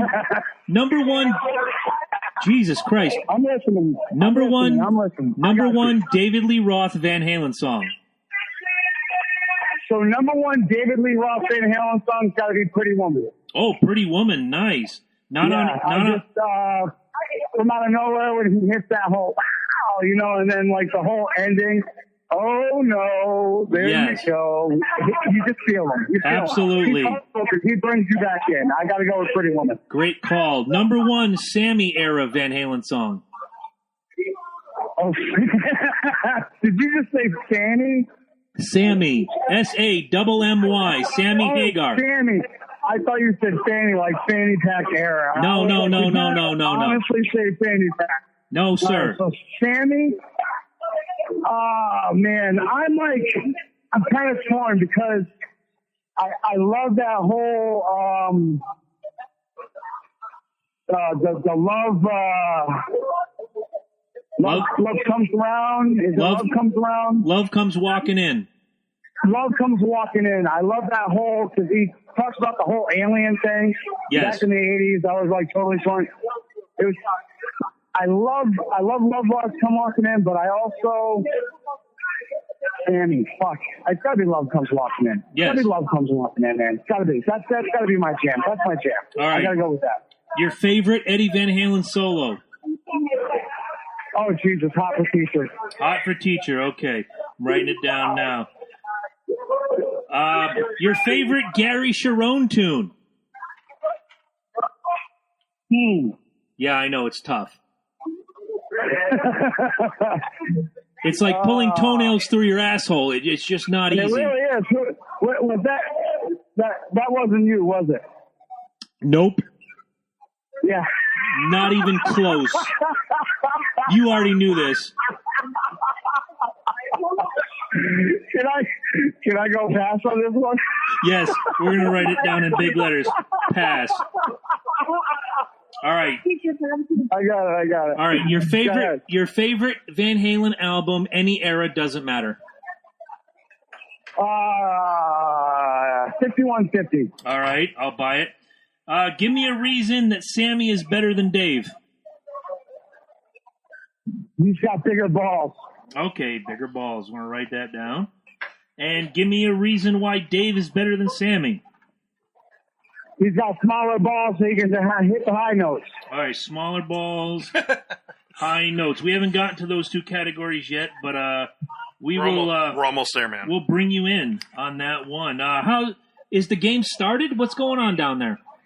No, the game started, definitely, man. Oh, yeah. Third inning, still scoreless. Nice. I got Boston's finest over here taking care of us. Not really. I thought we were going to have like at least a run by now. Who are they pissed off of these guys? Who are they playing, Kansas Mike? City, man. It's kind of like Kansas City. That's what I'm saying. It's like playing a bunch of fucking retards. You gotta remember that 3 years ago these guys were the champs of the world, and they're right back to the bottom of the barrel. I know. No, that's what I'm saying. It really is. It's like playing a bunch of fucking retards right now. Like, we really should be up like 3-0. It's like playing the Marlins. Yeah, you're right. We might as well be playing Marlins. The Cleveland Browns of baseball. I'm really embarrassed. How's the man in the box doing tonight? Man in the box is doing good. He's going to relieve himself right now. He basically. Let me ask the man in the box what his favorite. All right. Van Halen album was. Okay, Mike wants to know what your favorite Van Halen album was. Oh, it's tough because I kind of separate the Roth albums from the Hagar albums, but... Oh, cut it out. I know. Wait for it. It's 1984. 1984. Good call. But good call. I'll give it to you. 5150 is my favorite Hagar album. Good call on that one, too. I'll give it to you. Van Halen 3, though? Classic. Horseshit. Piece of trash. Ever. There hasn't been a better piece of trash. It's classic. Look, Mike's answer on that one was pass, just so you know. Pass. It was pass. Hey, it was pass. You're absolutely right. Quick question while you're in the heart of Red Sox country, I got to ask you. I know you watch the American League East like a hawk. Absolutely. The Yankees just won 9 out of the last 11. Are you worried? Are you worried about the Bombers? No, I'm actually happy for them because this is what I expected out of them this year. That's what I thought too. I knew coming into it, I knew that they were actually going to be blasting some fucking homers out, which is why when they got in this slump, everybody's making fun of them. You know, I took a couple of jabs here and there because it was funny, but that's not what I expected. This is what I expect. This is what I want. And as far as a Red Sox fan, if you're not a Red Sox fan out there, and if you don't want the Bombers to keep doing as well as they're doing right now, you're not a real Red Sox fan because this is what we live for. Absolutely. We live for that shit coming into it, baby. You want Hagler, Sugar Ray. You want that 15-round slugfest right down to the end. Good or bad, take it or leave it. I do, man, because to beat the man, you got to be the man. Woo! Absolutely. Hey, by the way, LokiandJabroni.com. If you haven't went there already, go there now. Get them tickets right now for Solo the movie. It's going to be great, guys. Paying the bills. And if you haven't seen the Avengers movie, go see it now. It's going to break your heart. I guarantee it. Oh, no spoilers. No spoilers, kid. I did it. No spoilers. It's going to break your heart, and you're going to love it. All right. That's all I'm giving you. Go to LokiandJabroni.com. Make sure you go to that affiliate link. Make sure you go to Fandango. Get them tickets. Buy it now. We love you guys. Guys, I'll see you guys next Tuesday. All right, Don't forget, we're live. We are live from In the Mood at 250 Bennington Road in Groton, Connecticut. Next week. Next week, we're going to be there. Sir. Hey, We're bro, gonna be there. enjoy the By game. the way, I got a big purple dildo for Eddie. Oh, do you? He's going to love that. He's not I back do. yet. Is it double-ended? Christy special ordered it just for me. Fantastic. Hey, enjoy the game. Tell everybody I said hello. We would have loved to have been there, but the show's got to go on, and this is the first time ever. Somebody's got to do it. This is the first time ever you've had to call in, whereas twice before I had to call in. That's true. So it's different to be on this side.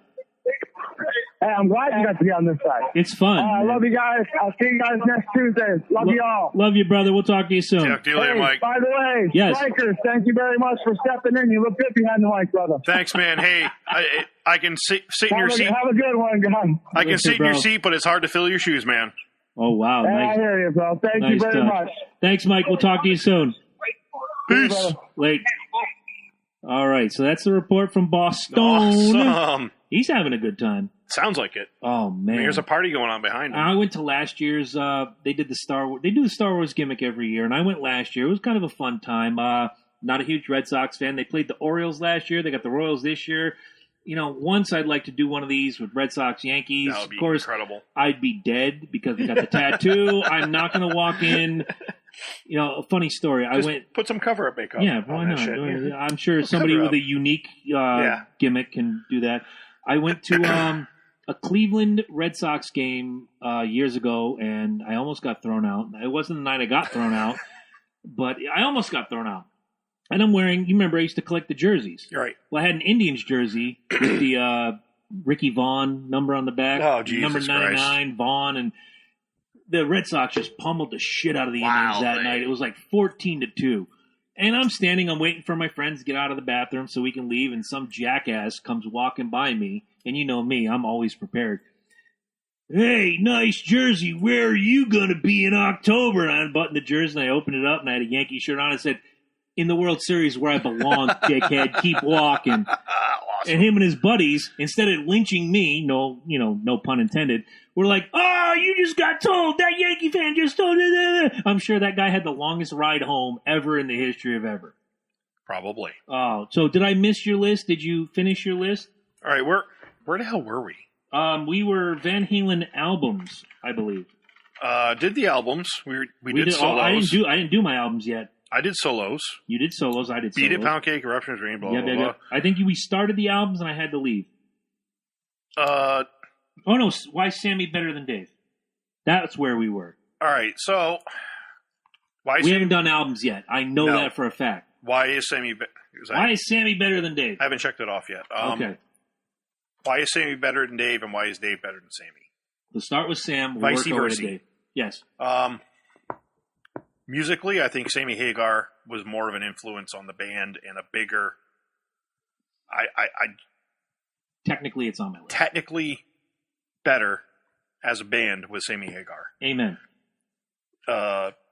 Converse to that, David Lee Roth was a better showman. Oh, you're going side by side. I am. Just threw me off. I'm throwing it all out there on Front Street, brother. Fuck. All right. You do all 10, and then I'll go with my 10. I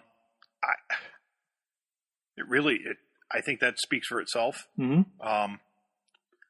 You can't say that if you were alive during the David Lee Roth era, which we were, and had you seen the band during that era, I missed out on seeing the band with Roth until they reunited, and I have a story about that after, which goes into my list. I saw them in 1985, just before they broke up. Oh, you are a son of a bitch, and I am so jealous. Just right now. before they broke up, it was on the '84 tour. Oh, and it was one of my first concerts you're ever. a bitch. That's like my Kiss fan friends when I say, "What was your first Kiss concert?" I'm like, January '82, Creatures of the Night, and they're like, "Oh, you saw them in makeup before they took it off." Well, yeah. And that Creatures tour was fucking fantastic, but I am so jealous of you right now. Is that when Gene banged a lot of chicks? That's always. Oakland, 84. You remember? You know that. Bang, bang. Bang, bang. Bang, bang. Actually, that's factually incorrect because by 84 they had the makeup off, but I get it. That was a great fucking deleted scene. Wow. If you don't know what we're talking about, what was the name of the film? Oh my God, Genie has your eyes. Is right. What was the name of the film? James Franco movie. I'm the one, he's the one, she's the one. Why him? That was the name of the film. Why him? Why him? Okay. James Franco and the hot blonde chick. And Bryan Cranston. That's most. Folks, if you're wondering why there's a Me Too. Me too. That's him why. too. By the way, we proved James Franco, who has an identity and some hot chick. Fuck it. We proved last week Me Too was wrong when Josie Davis from Charles in Charge came out and said Nicole Eggers is full of shit. That was a cold, hard burn. I'm like, yes, it awesome. was. Dude, and you know what? hot. She was my favorite.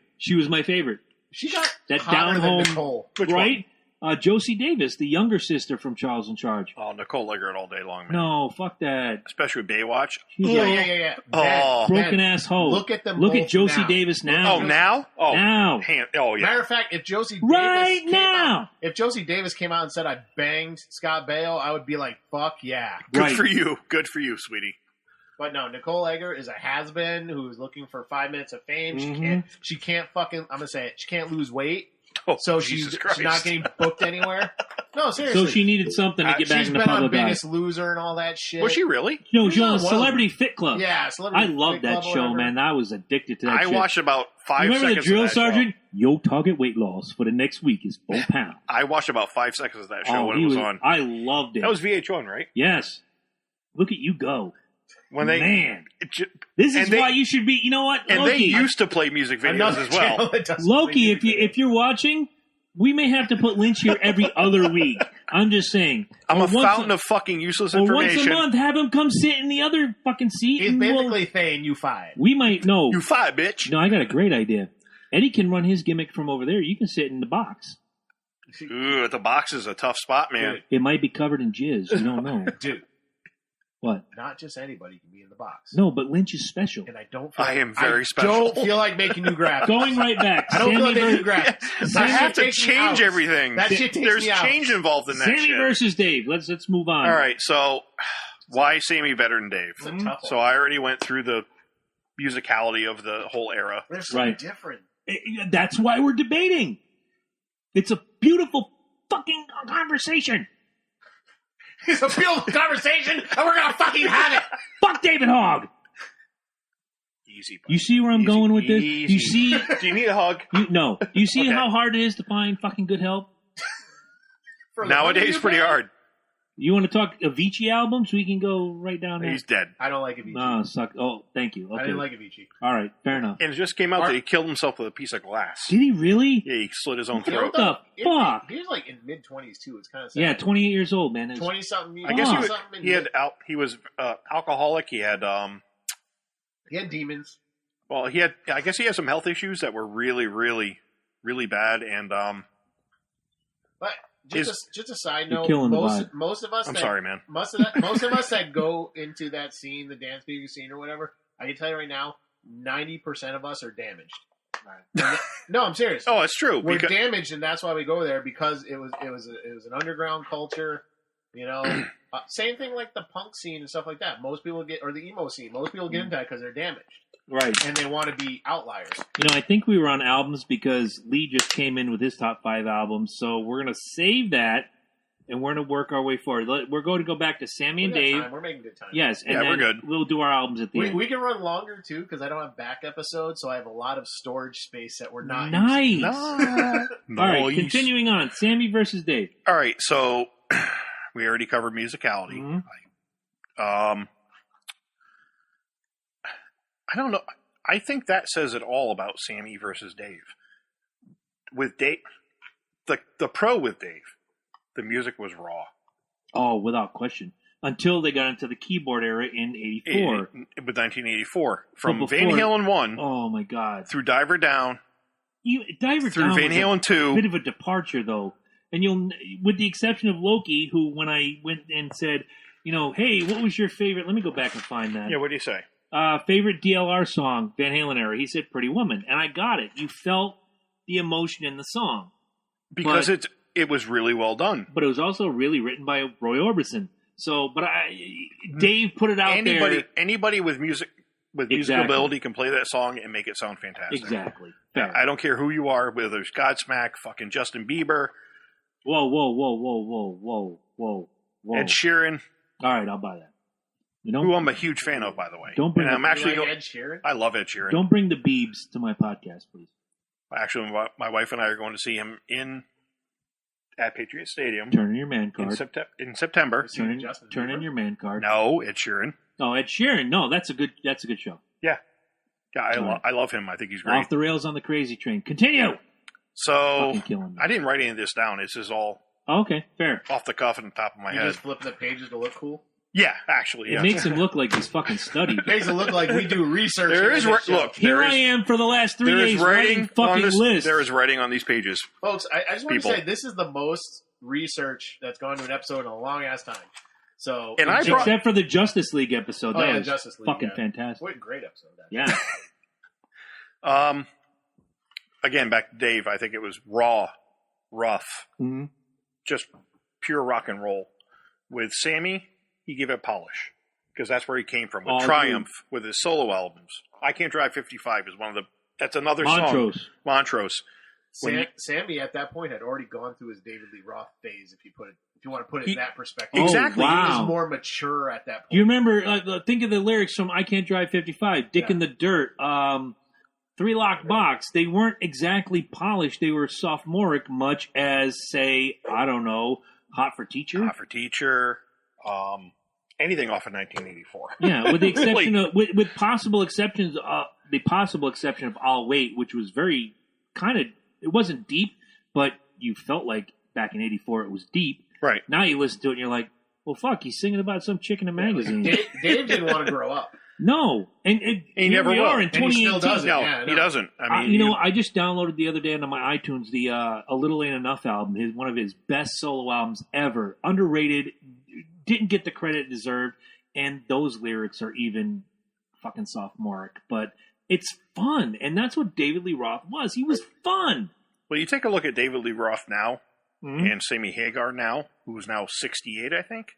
You get your Google machine? He's near 70, you're right. And David Lee Roth's a couple years behind him? He's got to be in his mid-60s. That whole era. All right, so you look at how they took care of themselves up until this point. Sammy Hagar is 70. Wow. Holy shit. And there's a guy, my dad is 68, and Sammy Hagar has quadruple the energy. No offense to my dad, but Sammy Hagar can still go out for 2 hours and bludgeon a crowd. Roth is 63 currently.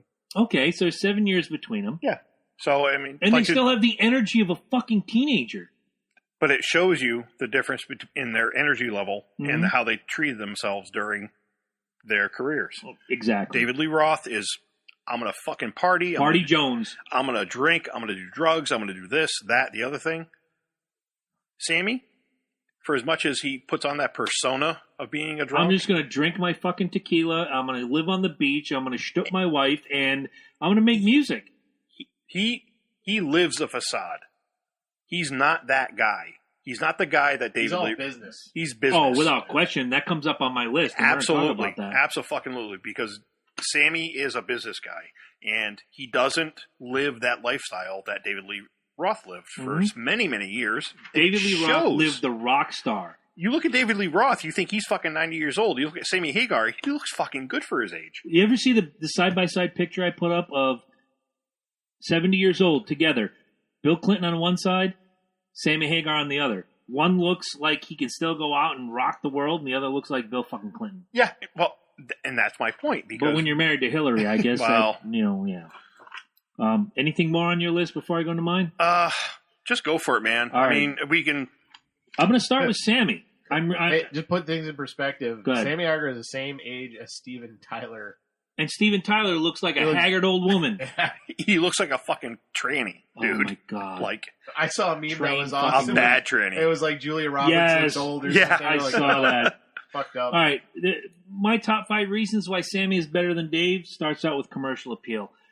He's written hit songs. He joins the band. They write more hit songs. They sell more albums, 5150, than they did with 1984. Although the years will prove that 1984 is a bigger selling album and in my opinion, a better album than 5150, but it shot them through the stratosphere. 4 number ones off that album.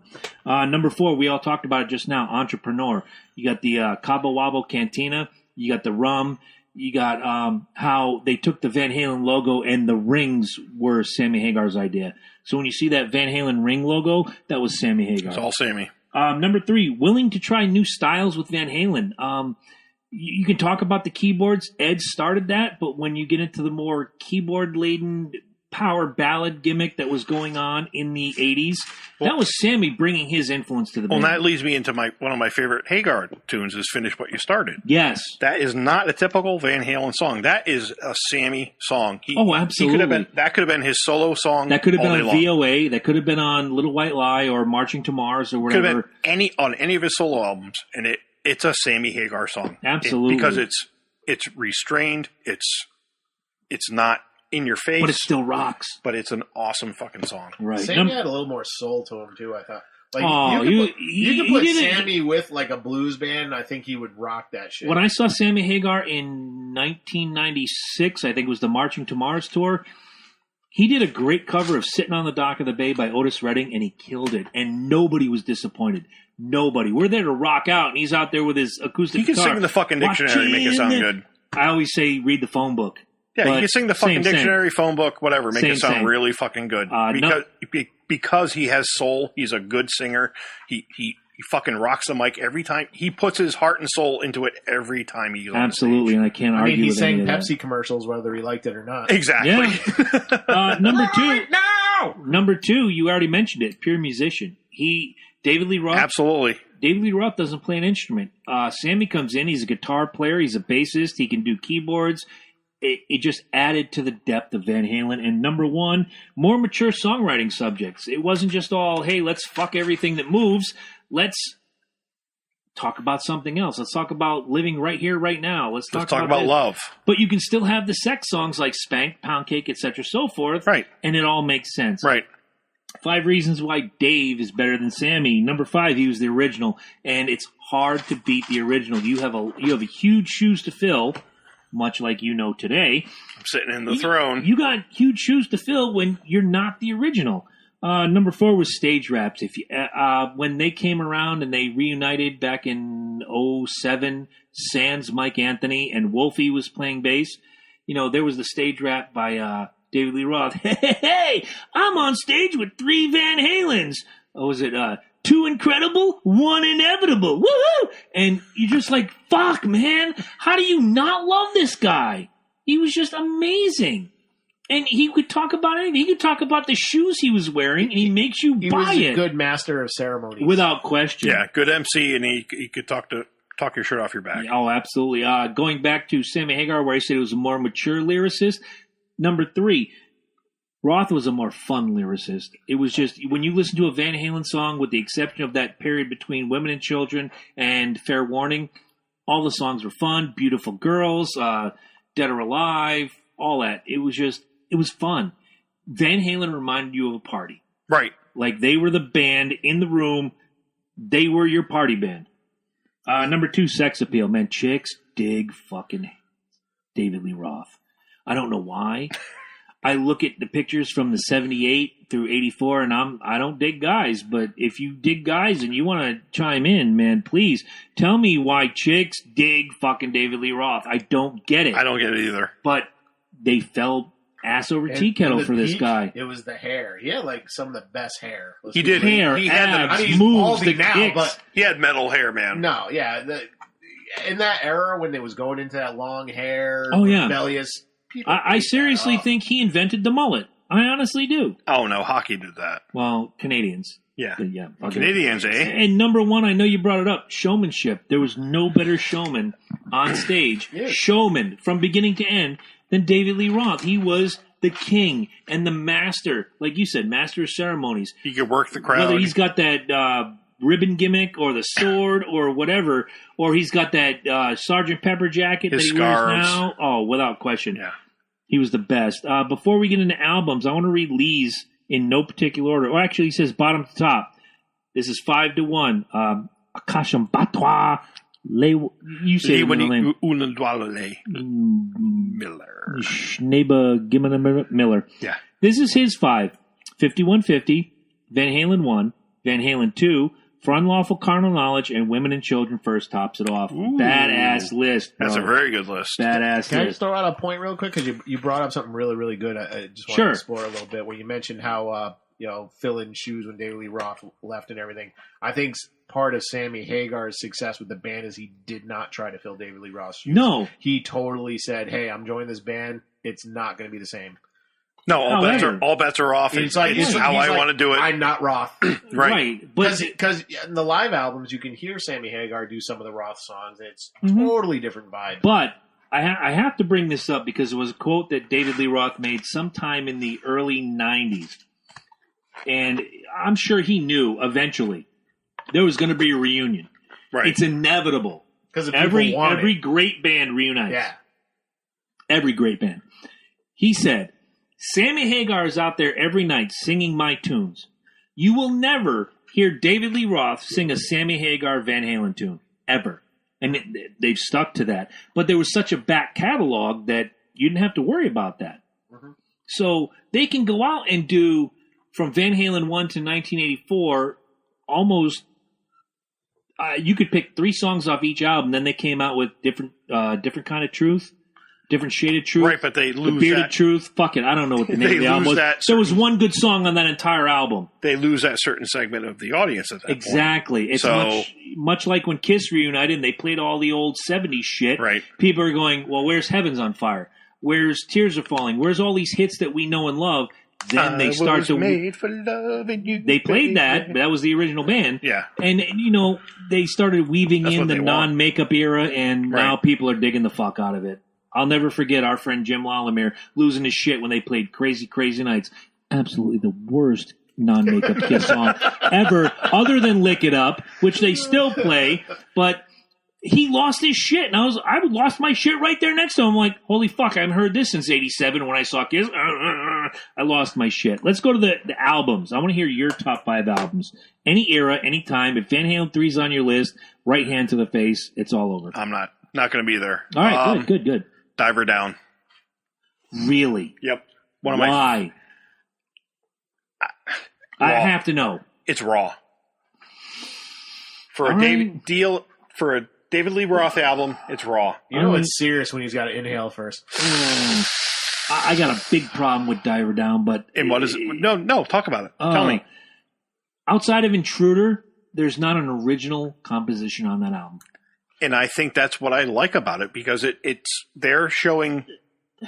They're paying homage to their past and what their influences. I get that, but when you put that out as an original Van Halen composition, and here's the new Van Halen album, horseshit. It's one original song, Intruder, which is fantastic. It should have been on my top 5 Eddie solos, but it wasn't. But I'll buy it. From your perspective, I'll buy it. I get that. I mean, if you're talking about original Van Halen songs, just one. Mm-hmm. But the other ones are... They are why they got into rock and roll. You know what? I'll buy it.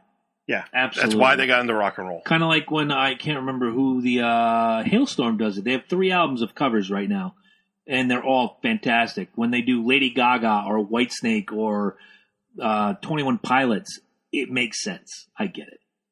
Van Halen 1. Amazing. Yeah, amazing. Hands down, one of the best albums from that era. 1984. 5150. Okay. Can't leave that off the list. There's our Sammy reference. And then, there's another one here. Okay. You may hate me, you may love me, you may want to smack me in the head with a koozie. We're about to find out. Oh, you ate one too. No, I'll buy it. It was a departure from 5150 where everything's keyboard lane. There were rockers on that album. Sucker in a 3-piece, fantastic. And there were some just really good grooves. Naturally Wired, yes. Fantastic. Yeah, just good grooves on that album. And When It's Love, easily one of the most underrated ballads of that. And that hovered in my top 5 for really Hagar. Same here. It was just outside. Hagar tunes. It was like there was a battle royale between a couple songs there, and The When It's championship Love. match between Not Enough and When It's Love, but Not Enough got the nod. Not Enough got the nod. When It's Love is a fantastic love song. Wow, fantastic. Mrs. Lynch is watching right now. Oh, my God. Oh, wow. Why? First time I've seen her on the list. Boring cover, though. It is. It is a boring cover. It was a Beatlesque gimmick, and I get it, but not my favorite. Well, again, paying homage to their roots. Somebody brought it up in the comments earlier. OU812 was a nod to David Lee Roth's Eat 'Em and Smile.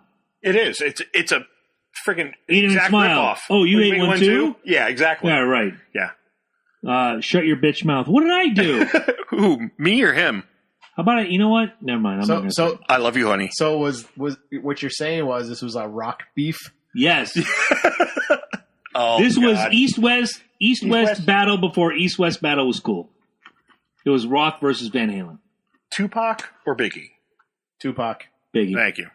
I'm just saying that because he's sitting here. I could give a shit less. They both put out great albums. I thought Biggie ushered an era of ignorance. I I thought that was Public Enemy. No. Public Enemy? Again, I don't know enough about the genre. Now I'm just Fight the Dude, power. we have Brother's gonna work it out. That's not we have to have a rap. Oh, Have you done a rap? kind of, but Well, not really. And No, not dude. completely, but The four I'll of us sit out. have to sit I down have and to do sit a rap out. my call. episode. We had a good 20-minute conversation on the influence of Wu-Tang and oh yeah, and actually I was going to say to you when we were talking about vinyl coming back how they had that $2 million Wu-Tang album that nobody can get anywhere. Or whatever. Exactly. except that one because- guy who owns it. Yeah. Who's going to jail? Yeah. And Ooh, but- what did I miss? Oh, he got convicted of securities fraud. No Yeah. shit. Yeah.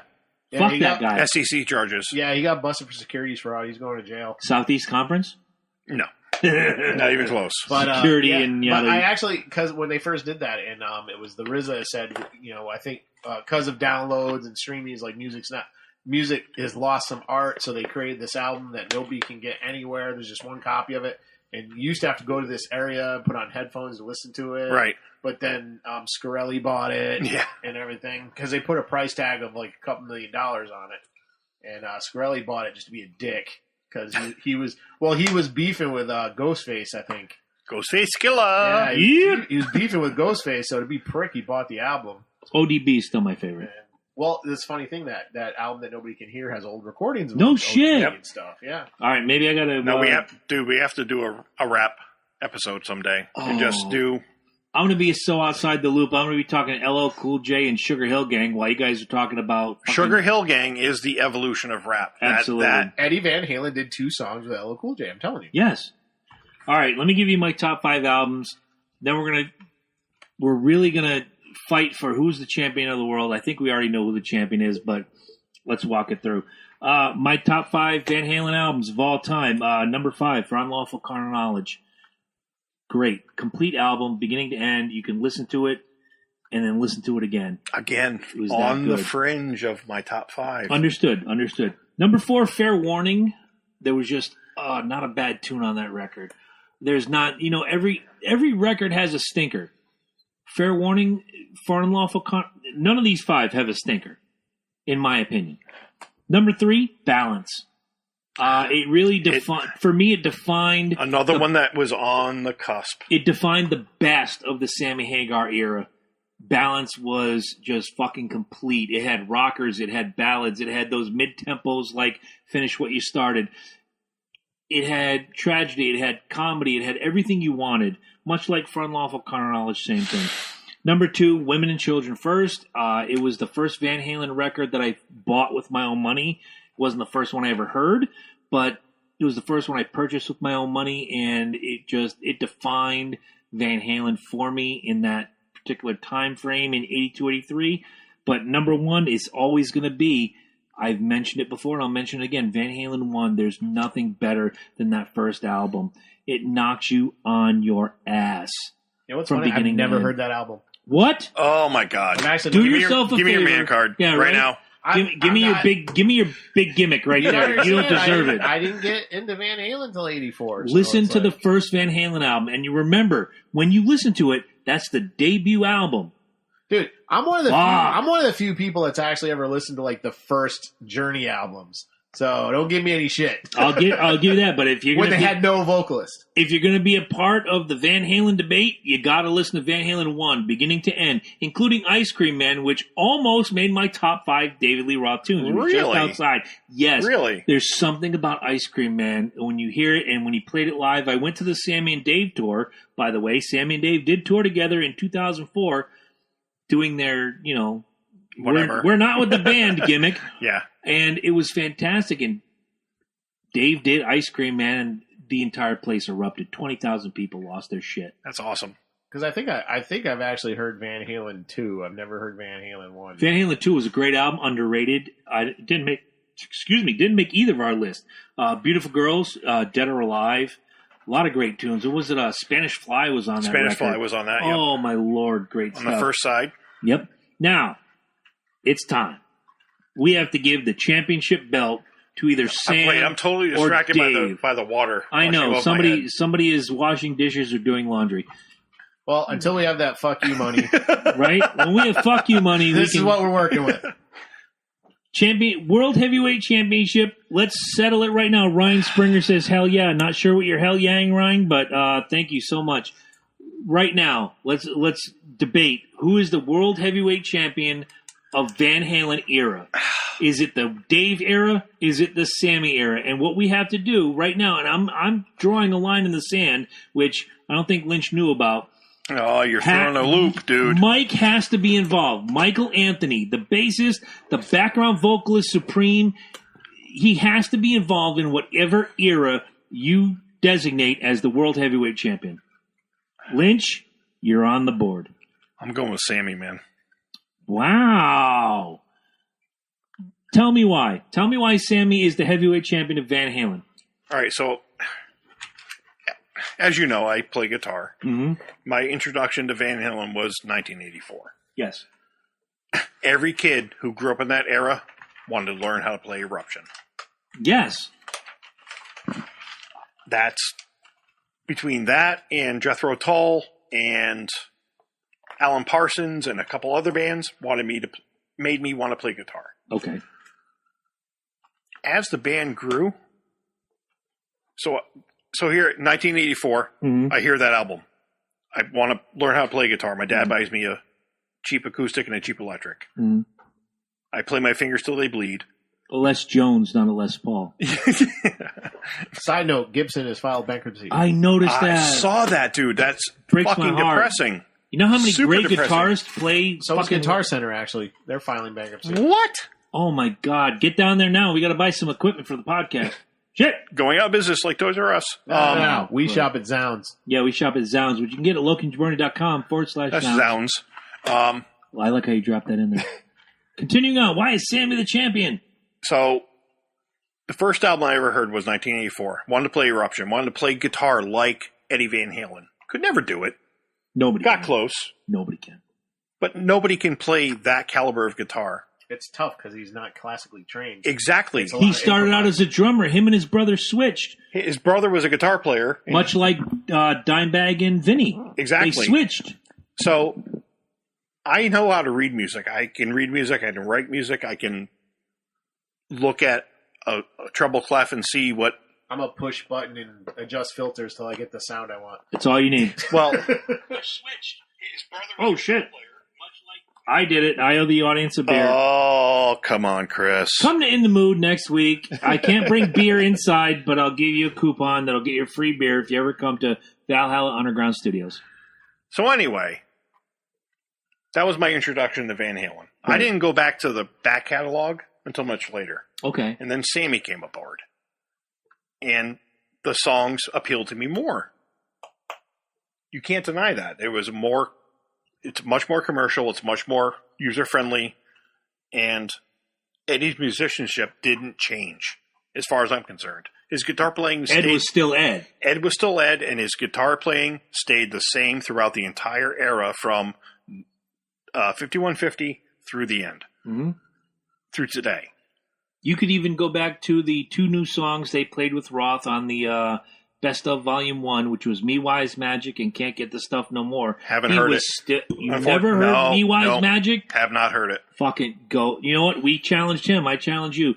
Me Wise Magic, Can't Get This Stuff No More. Best of Volume 1 came out in 97, 98-ish. That was like the beginning of the end for Hagar, though, wasn't it? It kind of was because between the Twister movie and they were in turmoil at that point, and then he comes back a few years later. Well, Sammy wanted to just kind of sit on the beach and retire-ish. And do an album every now and again. Right. And he wanted to do his pet projects like Chickenfoot, solo albums. Probably getting sick the of Wabaritas. Wabaritas, yeah. The touring, the one-offs for MTV. And the Wabaritas are fucking awesome. Oh, amazing. Dude. I love, was it the Red Voodoo album? Yeah. I love the live gimmick they did. I went and saw the band several times. Once at Mohegan Sun, no, it wasn't. It was Chickenfoot. You and I saw. Yes, but I'm trying to think of. I went with Jim Mollimere. It was what do they call it now? The Tampax Arena, the one in Hartford. It was the Meadows, but now it's like the fucking State Free Mini Pads Arena. No, I still call it the Meadows. I will always call it the Meadows, right? Yeah. And Sammy did his gig there, and the first time ever, I used to say I don't buy white T-shirts, and then I bought a couple white T-shirts in the interim, but I bought a yellow, bright yellow, like fucking Dayglow yellow Sammy Hagar and the Wabaritas. It's him on the front. Don't be that guy, Chris. Sitting on a lawn chair. It just spoke to me, and. Dude, for 2 hours, Sammy Hagar and the Wabaritas just beat my ass, and I loved it. And they threw in some Van Halen tunes. They threw in the solo gimmick, but they played Mas Tequila. They played Marching to Mars. They played Little White Lie. It was all good. But no, if you're declaring Sammy Hagar the champion, here it comes. You're throwing down Dave, aren't you? I haven't even said a word yet. You're throwing down Dave. I can feel Sharon. No, Gary Sharon from Extreme, ladies and gentlemen. It's over. Yeah. You know, Gary Sharon brought a lot to the table, but no. His other band. He brought one album. My first introduction to Van Halen was in 1980. It was we got snowed out. It was indoor recess, and remember when you could go outside in the cold weather and have recess? I do. But when it snowed and you were waiting for that early dismissal, you had to sit inside and listen to the fucking turntable. Indoor recess, kids. Yep. Yay! My friend, and I don't know where he is now, and if you're listening, somehow you find this, Chris Cantara introduced me to Van Halen 1. And it sounded like a war. I had never heard music like that before. Yes, I'd been a fan of Kiss. Yes, I'd heard Black Sabbath. I'd heard Iron Butterfly because my mom was a fan. But Van Halen sounded like nothing I'd never heard before. But then Sammy came around. And the music got better. The songwriting got better. I keep going back to Balance because... You're going to surprise me, aren't you? I am. When Balance came out, I said, this is the perfect Van Halen record, top to bottom, beginning to end. I could listen to For Unlawful Carnal Knowledge, I could pick out 3 stinkers. I can listen to OU812 and pick out 4 stinkers. I can listen to 5150 and pick out 2 great songs and an album of filler. Balance was the perfect Van Halen album. To me, the heavyweight champion of the world is Sammy Hagar. We have decided it here tonight. Van Halen fans, chime in as you will. Because I know if anybody listening to this, there's no debate. Sammy Hagar is the undisputed Van Halen champion of the world. Pen drop. I'm going to raise my whiskey. I'm not going to drink it, but I'm going to raise it. I'm throwing a curveball. Oh, Christ. I Gary knew you would. Michael Keaton is the best Batman. He is. Not this episode, dude. Not this episode. We'll have the Batman episode another time. We'll bring Lynch in for that one, too, because I got a lot of strong debate on Christian Bale. Fuck Ben Affleck, by the way. Oh, don't say that, man. I don't have a problem with that. I don't have a problem with him, but he doesn't touch Christian Bale, and he doesn't touch Michael Keaton. Here's the thing: Christian Bale was never going to happen. Not in the DCU.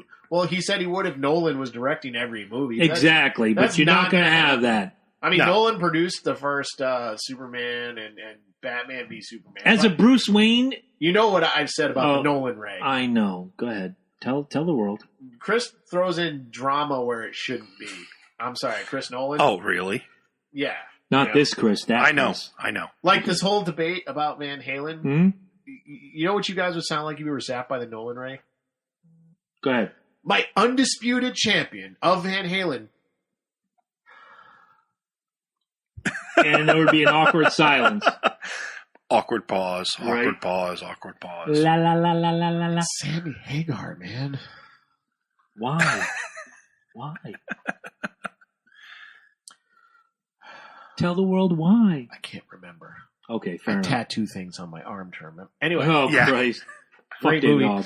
But Well, Ryan Springer agrees with us that Sammy is the undisputed champion. Thank you, Ryan, Thanks, Ryan. for chiming in. I have a tough time with this one. Like I said, I think that It is so tough because different. it's a seminal band, and you have, I Well, bring up Jim here- Latimer. Go ahead. I'll put Before I it this start, way. go ahead. I'll put it this way. I actually think of them as two different bands. David Lee Roth, Van Halen, Sammy Hagar, Van Halen. I feel like And they are, because, like, the I mean, points that we bands- brought up, bands like Journey has changed singers, but they're still Journey. You know?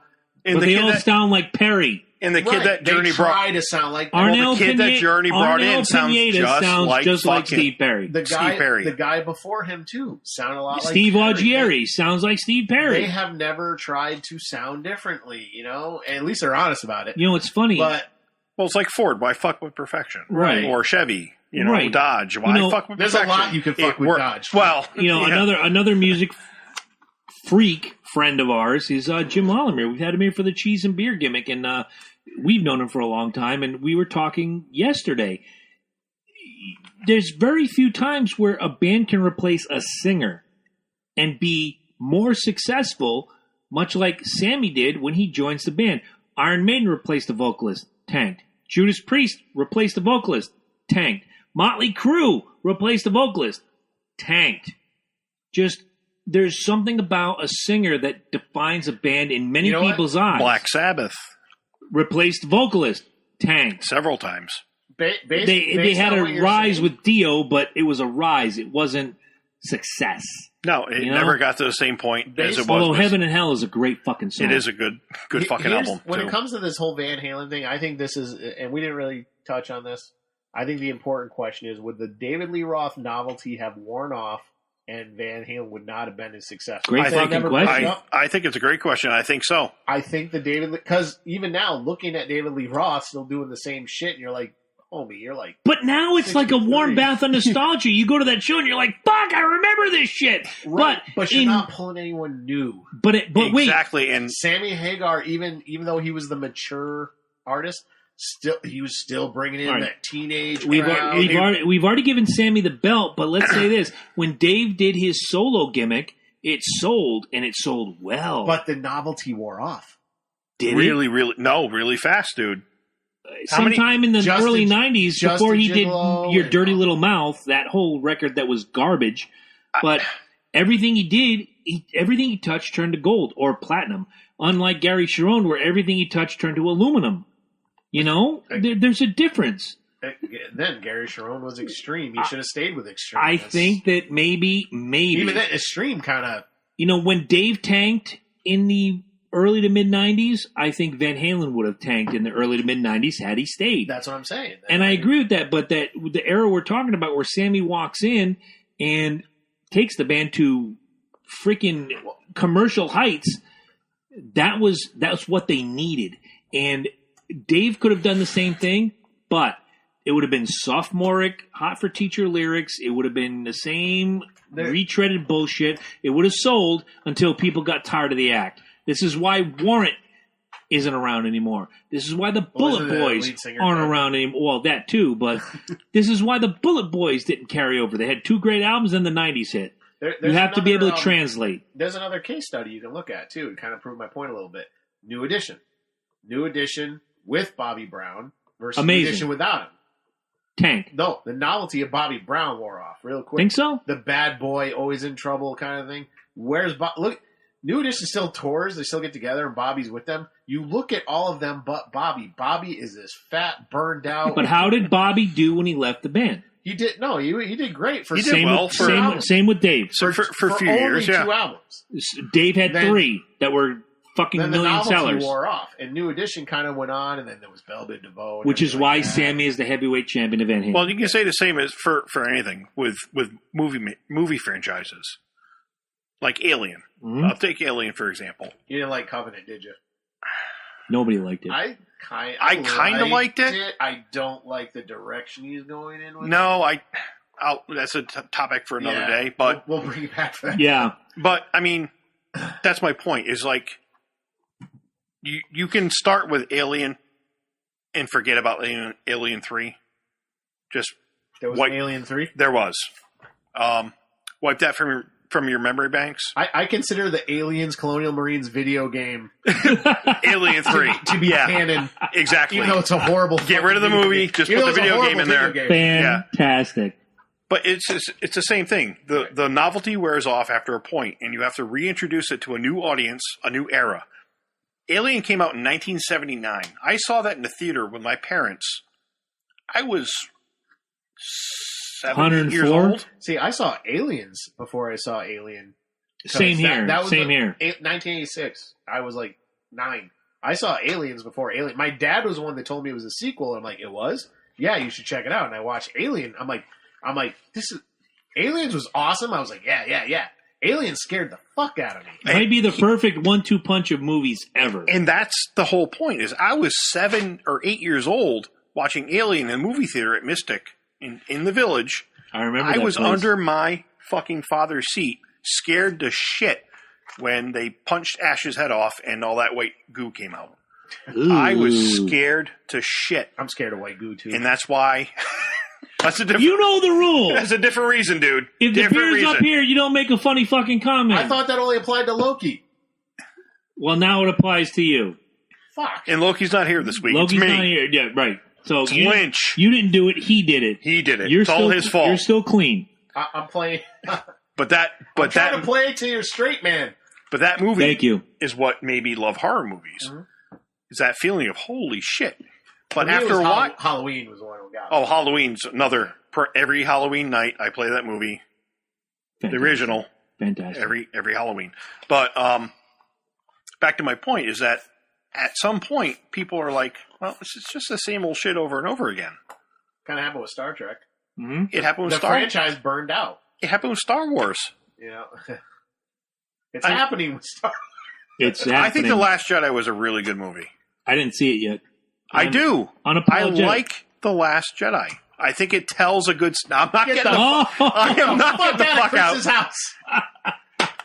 What don't you like about it? Oh, let's get this out of the way before we go. Oh God, dude, the plot, the total inconsistencies, the fact that certain shit didn't have to happen the way it is if they would just have told Poe what they were doing. Like, where do I begin? And Luke would not act that way. Well, and I will agree. Luke was very underutilized in the whole plot of the movie. But at the end result, he went out like he wanted to. Right. I haven't seen the film, but I'm going to agree with you. Right. Thanks, Chris. Right. Yeah. You're one of my best friends ever. I'm going to agree with you even if you say your mother has a unicorn horn sticking out her ass. What's James talking about? Just, I don't know. 16. Yeah. We could do a whole episode on The Last Jedi. I'll be like, we could do a whole episode on Eddie Murphy. Whole casino sequence just didn't have to happen. I will agree. That did not have to be there. Oh, Ryan comes in with the same thing happened with the Friday the 13th series. Oh, it did. I will agree. I love those movies, as you know. Yeah. The first 4 were great movies. I even liked 6, as bad as it was. Though? I liked 6. Give 5 another watch. 5 grows on you. Is that the one with Tommy as the killer? Well, or no, Tommy was never the killer. I don't know. No, there was one where 5 wasn't Jason. I've tuned a lot of them out. But 6, I remember, 5 was the New Beginning. Yeah, New Beginning. And it turned out it was somebody pretending to be Jason. Yes. I remember 6 because of the Alice Cooper soundtrack. My mistake, sorry. 6 brought the series back to life. Yeah, it did. I liked 7. 8 is horrible. 8 is terrible. And then all the New Line movies suck, in my opinion. I don't like the new Friday the 13th at all. Freddy vs. Jason was very disappointing. I didn't hate the remake. The reboot, I didn't hate it. I didn't either because it took the best of the first 4 movies and kind of jelled them together. But the only thing I didn't like about it, I don't know why I don't like this. This is a weird pet peeve, and you're going to laugh at me.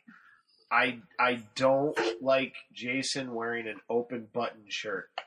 What the fuck? Like Paul Stanley. No, I know it doesn't make sense, but you watch the original movies, he doesn't wear an open button. No, it's shirt. just that. Ooh, yeah, it's that green all the way up work shirt, button all the way to the top. Okay, no, I get it. I get it. For some reason, when they started having him wear an open button shirt, he started like this. He started. I'm John Bon Jovi. I'm going to kill you. Like I'm wearing it right now. Yeah. He looked like this inbred hick type when they did that, and that's not what he was. I'll buy it. I'll buy that for $1. You know what's weird? I don't know why it bothers RoboCop. me. It bothers the fuck out of me. I don't know why. It bothered the fuck out of me in Jason X. It bothered the fuck out of me in Freddy vs. Jason. Well, Jason X just away from the there whole were some series. things I liked about it, but Well, Ryan comes back with the funniest one was Jason in space. yeah, Jason X. Oh, was it Jason X? Yeah. There's one I The never best saw. scene in the whole movie is when he freezes that girl's face and smashes it. Jason X is the most brutal. It is brutal. But Well, it's dope. But I digest. I am going to stop you guys because I want to say the most famous words in podcast history right now. I can't believe I ate the whole thing. Almost. Is Ed, Or it's just a tip. roll that beautiful bean footage.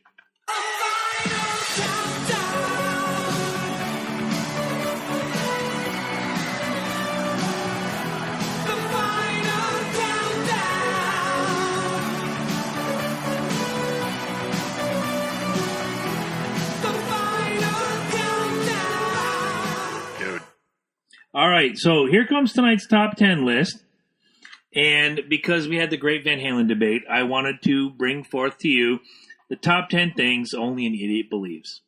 Oh, Christ. Now, you could go a lot of ways with this. I know. My honorable mention is that anybody who believes that Dave is better than Sammy.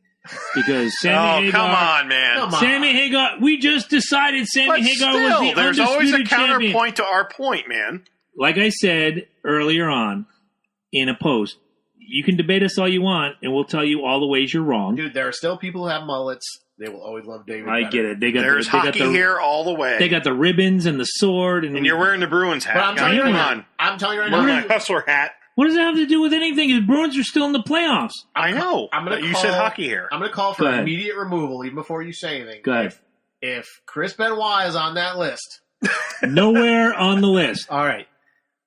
I did this, and I didn't put Chris Benoit on the list just for you. I know. I see his name crossed off. It's a good man. So you No. tried. No, you didn't. It's not on here. Number 10, Paul McCartney's dead. If you believe that, you're a fucking idiot. But I buried Paul. Yeah. He's still out there making fucking music. Paul McCartney's not dead. Number 9, OJ didn't do it. He did. Let's fucking, I read the book. All right. Oh, Christ. I knew it. I'm one of those it. people that think his eldest son did it. I'm not. I can't disagree helpful. with that point. He was helpful, but he didn't do it. I can't disagree with that point, though. The glove would have fit him. Because he's the Possibly. right size for it. Exactly. Number 8, Tupac faked his own death. Bullshit. No, there are autopsy photos, etc. Tupac's gone. there's crime scene Here it comes. There's crime scene photos. He's going to bring up the Machiavelli album. He's going to bring up. Go ahead, Ed. Just Actually, there's humor me. There's if you watch some videos, there's I don't know if I believe it, but there's actually a very convincing case that those photos were faked. But you brought up Machiavelli. If he was doing what Machiavelli said, he would have come back in 2014. Now, also, you have to remember. But he could be living with his sister in Cuba. Who knows? Christ, I'm not even going to bring up anything. I'm just going to shut up now. This is why we do the show, though. I love it. No, I'm going to say it now. The rumor was that Tupac had enough stuff in the can to do 10 years worth of albums. So did Prince. Which is exactly what happened. Exactly. Now, if he's dead, eventually that lake runs dry, doesn't it? Eventually. Where are we at now? Have we heard any new Tupac music in the last 10 years? There was a new remix in... remix is not original. But it's still new. Fired. All of you. Get out. Get out of my house. You're fired. You're fired. I'm moving on. Number 7. You're fired. Ranch dressing goes on everything. Fuck you. If you think it does go on everything. It does not. Ranch dressing on fries is fucking phenomenal. Okay. Dude. What about, say, I don't know, ranch dressing on your steak? Horseshit. Come on. Try you. it. Live a little. Fuck you. You Fuck put you. ranch dressing on steak? I've done it. Why not? I'm going to disprove. I'm going to prove everybody in this room wrong. Come on, man. I'm going to prove everybody in this room wrong with number 6. Jerking off makes you go blind. Can you still see? Well, I just did. Can you still see? I just did. Actually, I got an eye doctor appointment on the 10th. Doesn't matter. Are you blind? Not yet. Pretty close. If jerking off made you deaf, then I have a fucking argument to what that. Now? No, DJ Exactly. did that. Number 5, Kanye will be president in 2020 or ever. Bullshit. Okay. Here, I knew it. I have to take the headphones off for this. Stop it. I knew it. Just stop. Why? Stop screaming. I'm all about Kanye. Fuck Kanye. I will work on that man's campaign. Number 4, Greedo shot Send first. a maniac to beat one. That's all I'm going to say. Number 4, Greedo shot It can't first. get worse, right? Exactly. You guys want to argue this one? Number 4, Greedo shot first. He did. Only an idiot believes Greedo shot first. Han shot. He made it happen. He admitted They it. retcon that shit. Horse shit. My only argument to that is they asked Harrison Ford, and his answer was, "Who cares?" Exactly. Number 3, the truth has a beard, which nobody believes. What? The truth has a beard. The fuck is the truth? Do you not know?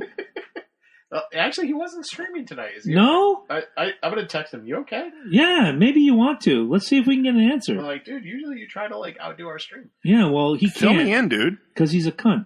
Whoa, Did I say that out loud? whoa. Yes, I did. Number 2, the earth is flat. In spots.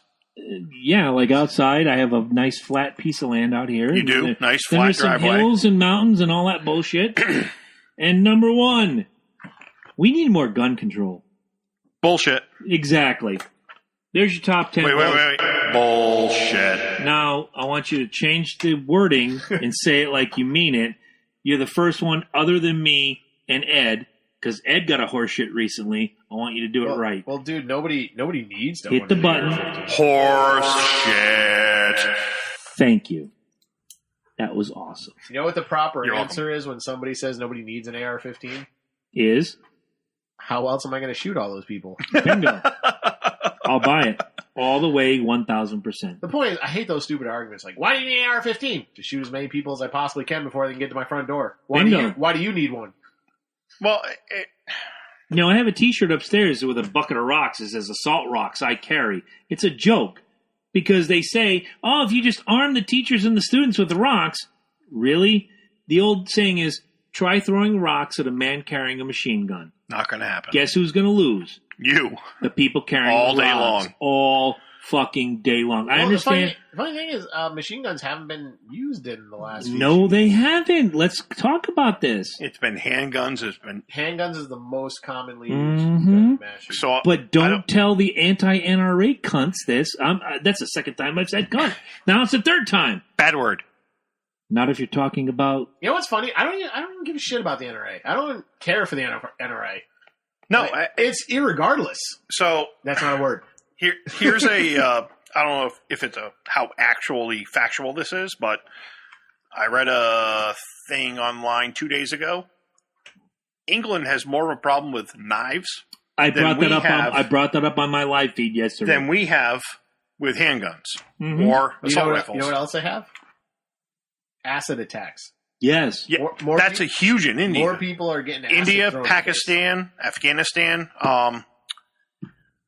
Where else? Where else have I seen that recently? Huge. You know what's funny? That's always been like the biggest straw man argument that most pro gun people make is like, oh, what are you gonna do? Ban knives? It's not a straw man anymore. They're actually doing it. Like Chris said the other day in his personal post, it's not the weapon; it's the person behind the weapon. Amen. And I'm going to bring up something personal here, and I think it'll drive home a little bit of a point. Let's hope so. So I spent from the time I got back from running errands this afternoon till I got here trying to find a psychologist to speak with. Just because I'm going through some personal shit in my life. Mm-hmm. I called 9 of them, and not one of them, this was at 4 o'clock in the afternoon. Not one of them were available to answer the phone. Of course not. You'd be lucky if they're taking new patients. I got told by one, oh, I'm not accepting new patients right now. Oh, what the fuck? Okay. Oh, don't you know there's that new text message gimmick where find a fucking therapist? I see it on late night TV all the time. I see I'm it a too, night owl. but, I mean, That's not going to help because you could text anything you want. I'm wearing clown shoes. Oh, well, that is indicative of horse shit. so then I go on to the next person on the list. Answering service. I look them up on the web. They're supposed to be there till 5 o'clock. This is at 4 o'clock. All right, so if you're advertised as being open till 5, have the office answer the fucking phone. Mm-hmm. What if this is a person who actually has a crisis? Granted, they say if you're having an emotional or personal crisis, call 911, call the hospital, drive yourself to the hospital, whatever. But this brings to point, there is a huge problem with the mental health care in this country where we put them in a corner and paint them as defective. We've talked about that a lot. And it drives me fucking crazy. No pun intended. I have a counter to that too, though. There's also a certain level of people that, I hate to say it like this, should be in a hospital they're just given medication and sent out there. Let's just pump them full of fucking pills. Let's just medicate them. And let them wander the street. Exactly. And so my point being is I'm walking down the street of New York. I have $500 in my pocket. Cash. Mm-hmm. I walk up to you. Hey, you got a handgun? Yep. You got ammo? Yep. How much for that handgun and ammo? Did I not just say that give me 2 hours ago? Give me 2 bills. Bingo. Criminals do not care about your laws. Exactly. You can put as much control on weapons as you want. It's the person behind the usage of those weapons that is the destruction. As a whole, and I hammer this point home all the time. As a whole, gun violence is actually down. It's lower than it's ever been in this country. It is, and since the majority being suicide, unfortunately, and since our era of graduation, we both graduated in the 90s. Yep. Gun violence was huge. Compton, East LA, Chicago, Los Angeles, Detroit is where it's pretty much localized. Yeah, Chicago is out of control. Or done. And they have the strictest gun laws in the country. Maryland recently in the last 5 years. To your point, you were having a discussion with somebody who said London has less violence than us, and I was like, no, they don't. They have more violence. London just went past New York City. The city. It's a different kind of violence. The truth does have a beard. So you know. I have no idea who and now you know. But, I mean, it's not the person... It's not the weapon. It's the person using the weapon. You could I could take this fucking pen and poke Chris right in the throat right now. Set it on my live video. I'm sharing it as soon as we go off. I'm going to show you the video. It was about 15 minutes long, and then I'm going to share it on the Loki and Jabroni Show page. I said the same thing about this pen, which carries in my pocket every day. I said I could stab somebody in the throat right now with this pen. Is it time to ban pens? I can take this fucking Batman bottle opener right here, which is pretty badass. It is very badass, and slice your fucking throat. And it's all right. Do we ban bottle openers now? Do we ban pens? Do we ban? How many kids are out there texting while they're driving? Do we ban Chevrolet? Basically, if somebody wants to hurt you, they're going to do it. Exactly. No matter what, whether you're mentally ill, whether you're sane, whether you're whatever your situation is, if you have the means and a way to get to a weapon or you're going to find it. You're going to find it, and gun control is a fallacy. You can put as many regulations on it as you want. It's a Band-Aid on cancer. Exactly. And having suffered from cancer, yes, you have. Myself, Tumor McFuckstick in the house. Tumor McFuckstick in the fucking house. That was yours, not mine. I know. Did you listen back? I did listen back, and I laughed. I laughed. I listened to that whole episode that night. I'm glad. That was a fantastic fucking... I told you, it wasn't a tumor. It was a face hugger. Whatever works. But you can take a 5-year-old kid and hand him a handgun, and he's going to kill 5 or 6 people. Why? Because he doesn't know how to use it. Because he doesn't understand. He doesn't respect it. He doesn't understand the power he wields in his hand. In my live video, and I'm bringing this back out now, you can see this iced tea and watermelon lemonade gimmick, and I put it up on my live video. I said, this, for the sake of argument, is my 9mm. I'm going to set it right here. And just leave it there, loaded. I talked throughout the video, and about 10 minutes later, I said, has this killed me yet? No. You know why? Because there was nobody behind it. You can leave a shotgun on your porch. The mailman comes, the mailman goes. The kids come, the kids go. Whoever. As long as nobody's operating it, it's not going to kill anybody. And if you have somebody responsible behind the trigger or behind the sight or behind anything, it's not going to kill anybody. It's all about respect of the weapon or the tool or the instrument that you're handling. if you teach a child respect for that thing, they're going to treat it with that respect. Absolutely. And so at some point, some kid is going to have their cell phone in the bathtub, dicking around on YouTube, or playing Minecraft or wherever. It's going to drop in the bathtub. It's going to cause fucking electrocution. And then we're going to ban cell phones? Oh, my God, would the country go nuts? Well, and it goes to your point, your guys' point last week with the whole Ryan Fish thing. I mean, it's the snowflake mentality of Ryan the Fish children. is someone we know personally, by the way. And I get that. I mean, but teach kids to respect what an educator says. Mm-hmm. And now they've dismissed, I can't remember, for the life of me, I can't remember his name. They dismissed the administrators. Administrator. We talked about that too. There's Yeah, three of them. last week, yeah. After that, they dismissed he's a coach. He's been very well respected in the Montville community because he asked a kid to stop taking his backpack through the halls. There's a no backpack rule in Montville schools. Okay. Keep your backpack in your locker. Why? I don't know why. Okay, fair. Because somewhere, 50 million miles away, someone had a gun. Oh, Or- fuck. Well, but There was not a time I didn't go anywhere without my backpack. the rules are what the rules are. I get it. The first 4 times. Are we wussifying our country, or are we making it better? Well, look at David Hogg. He was like freaking out because they're making him wear. Fuck David Hogg! Jesus Christ! Why do you gotta do this? Because I like the job. Fuck! For every episode I've been on, we've always talked about the wussification of America. Yes. And this is part of the wussification. I get it. But the rules are what the rules are. If the establishment says, I don't want you to bring your backpack through the hallway, Then that's what you do. What you need. That's what you do. I get it. Follow the rules. So the 5th time that this administrator or this teacher within Montville school system said, Correct. hey, man, what did I tell you the first 4 times? Oh, Jesus, it took 5 times? Do I have to be I'm not quoting it verbatim, but I'm quoting from memory. What, do I have to smack you on the head to tell you to leave your backpack in your locker? Oh, dear God in heaven. And this is a guy who's been with the school system 20 years plus, very well respected. He's a coach. He's a mentor. Shit. Go ahead. Continue. Dude, I had a teacher in my high school that if you fell asleep during science class, he had his college class ring that he would turn around and smack you in the back of the head. I want anybody who's listening who went to Norwich Public Schools. Ask Lee Miller. Ask Lee Miller about Mr. Lima. I will, if he's still watching. Lee, if you're still there, remember Mr. Lima. Anybody who went to Norwich Public Schools will shudder. At the same time that I went, will shudder when I say the name Shirley Goldberg. Now, if you don't know who Shirley Goldberg is, it's not the wrestler. It's not the big bald motherfucker who spears people and kicks your ass in a play fight on WWE TV. Shirley Goldberg was a mean old woman.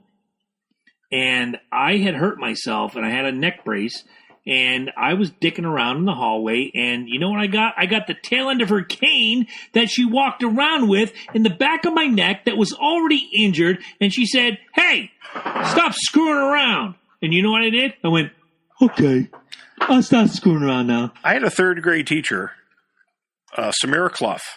I remember her till Jamiroquai? No, Samira Clough. She was from Syria. Okay. I'll remember her till the day I die. She was from Syria, and she had a very, very thick accent. So she was difficult to understand. Okay. So when she would give instruction in the class, some of us, we'd goof off and not listen and just kind of, whatever, Mrs. Clough. She had pointers, a closet full of pointers in this, stand-up IKEA cabinet. Yeah.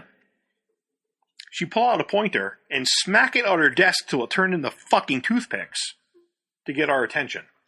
If you did that today, you'd be done. You'd be done. You would not be an educator in this society. You're killing our children. You're killing our children. You're killing our children single by single, one by one. God fucking forbid that we hold our children accountable for their actions, accountable for their... Of course not, because they're perfect little fucking angels. For their education. Dickheads. Oh, little Johnny Rottencrotch isn't passing math class. Oh, so we'll just put him in a dumb class and... Push him through the system. Here's something that you... No Child Left Behind is a fucking bunch of bullshit. About 4 years ago, I think public schools are bullshit. I shared the whole concept of bullshit. I shared a comment. I have two sister-in-laws that are teachers, and I've heard horror stories from both of them. Of course. One of which was in the Philly school system, had a knife pulled on her by a fucking 10-year-old, and she was wrong. Of course not. How is that possible? She's absolutely correct, but... And this was 10 years ago, more than 10 years If ago. a 10-year-old kid pull a knife on me, that kid's ass is dead. Exactly. This fucking kid was selling Game Boys in the back of the classroom that were stolen from the fucking neighborhood in Philly. All right, give him props for being an entrepreneur. All right, still. entrepreneur, fair, but come on, man. Look, this is bullshit. Our generation, Ed, you, myself, if you got a bad grade, your parent is holding that report card in front of you saying, why? What the fuck's going on? Exactly. Nowadays, if a kid gets a failing grade, it's a teacher's problem. The parent is in front of the teacher going, what the fuck is going on? Because, listen, I hate to break this to you. I got devil's advocate for that when you're done. Mother... He always does. Son of a bitch. But I love that. You're going to agree with me when I say it. No, I'm not. You will. You probably will. No, you will.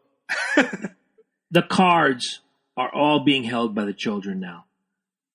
Well, tell the kids in school, if your parents yell at you and you feel like you're being threatened, you come tell us. And then DCF's at your door and all that. Well, that's the whole thing that started with Montville High School with this newest teacher that got suspended. It goes way before that. Because he had this conversation with this kid that he's known for years in front of a classroom with the door open. And one or two kids felt uncomfortable with the way he spoke to him. Actually, I think the reason that teacher got suspended was because of the fucking Fight Club. But, no. This is totally other teacher. This is after the whole Ryan Fish thing. Okay. This is totally separate from that. This is another teacher who's been there for over 20 years plus. Okay. He's a coach. He's a teacher. He's warned this kid several times not to have his backpack in the hallway. Oh, the backpack kid. Okay. Yes. Why are we catering to a 15-year-old's feelings and not listening to the educator? The facts don't stop where your feelings end or begin. That's the beginning and the end. That's what we need to teach children. And that's what I struggle with my 10-year-old. It's what I struggle with my stepdaughter. What needs to be and what is does not stop where your fucking fragile-ass feelings begin. Sorry, not sorry. The world is going to kick your ass harder than I ever will, but it's my job to teach you that this is how it's going to be. But you get stopped. Oh, you're being too hard. First of all, fuck you for saying that. Well, there is a point where, as a parent or as a step-parent or as an educator, anybody... Did you get your ass whooped as a kid? Absolutely. I certainly did, but I don't whip my kid and I don't whip my stepkid. But at the same time, I'm going to be hard on them. But that's what needs to be done. The world is going to kick your ass harder than I ever will. And as much as I disagree, and that's the word I'm going to use, and you're laughing. I'm laughing because I know where you're going with this. We've had conversations over the last 10 years. I know. As much as I disagree with the way my father did things, I'm kind of thankful he did things the way he did. It prepared me for the world in front of me. What are we doing now? Everybody wins. Hey, Lynch, you were the 41st. You win last. You were the 41st. Yeah, here you go. Take that home with you. Here's your trophy. You're the best. You're not the best. You fucking suck. You're in the last place, but you still get a trophy. Boom. And that's all I got to say. And that's part of the problem, too, is that while I get it that I give a kid a trophy for last place to show that he participated. I get that. I understand. It gives him a... You see where my finger is. I know where your finger... I know what you're going to say. Bullshit. But at certain points in children's lives, you have to make them feel good about themselves. Sure, give them confidence. Give them confidence. Don't give them false confidence. Exactly. So, do I give a participation trophy or a pat on the back? A pat on the back. A pat on the back goes a lot, to me, goes a lot further. And I certainly. I would have rather... I go this professionally, too. Well, as a boss, as a supervisor, as a person, I'd rather say, hey, good job today. Here's a huge problem, because that goes further to me than a fucking piece of paper or a trophy. Go ahead, Eddie. Beyond the participation trophy thing, I think another huge problem is I think, and this I put squarely on the parents on this one. Certain parents. Whatever. The majority. I'm just saying, most parents or adults in general have, for some reason, are afraid to sit a kid down and be like, hey, listen, Johnny, Timmy, Jason, you're just not good at this. Maybe you should try something else. Well, and I'll tell you. Because you can, here's the thing. Let's take baseball. You can practice and practice and practice. You're never going to be Derek Jeter. Probably not good at it. Try soccer. Exactly. Well, I'll tell you from personal experience, as I played soccer as a kid and I coached a little bit after high school. I went through that in 1991, 1992. You're old. Fuck you. Yes. With parents, why aren't you playing my kid? You're still old. Because you didn't go through his drills with him at home. Well, I don't have time. They're not. Well, then you don't have which is why your I quit kid doesn't coaching. have time to get on the field. Which is why I quit coaching 2 years ago. I brought it on the show. You and I have had conversations. I heard that. I'm done with parents telling me how good their kid is, but when I watch the performance on the field, your kid doesn't cut the mustard. It's not even sorry, not sorry. Thank you. Fuck you. Bye. It's not even the performance on the field. When kids are, when it's attitude. Kids are being brought up, though. This is my problem. I've always had this kind of gripe with parents because there's a lot of shit I'm not good at. I'm never going to be good at it. I'm not athletically inclined. Never going to be good at sports. Duh.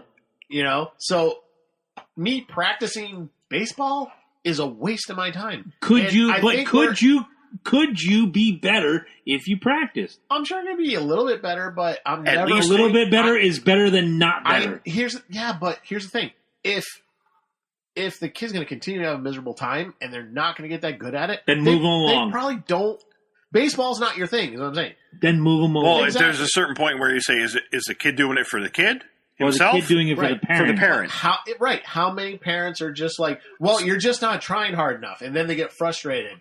Well, you get out there and you better fucking win. Right. Oh, you know how many parents I heard that?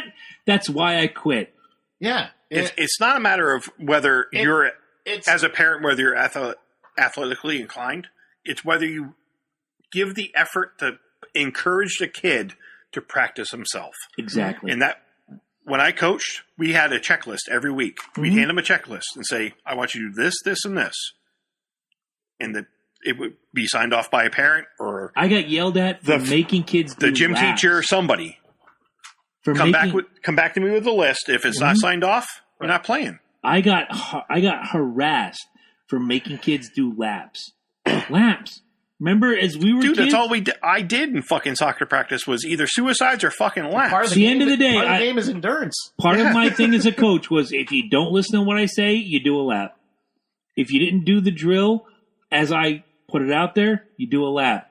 They went to the president of the league, and I had a meeting with him. Ange can tell you this. I remember all this. Oh, yeah. I remember this too. And they were like, well, you're making the kids do laps. Yes, I am.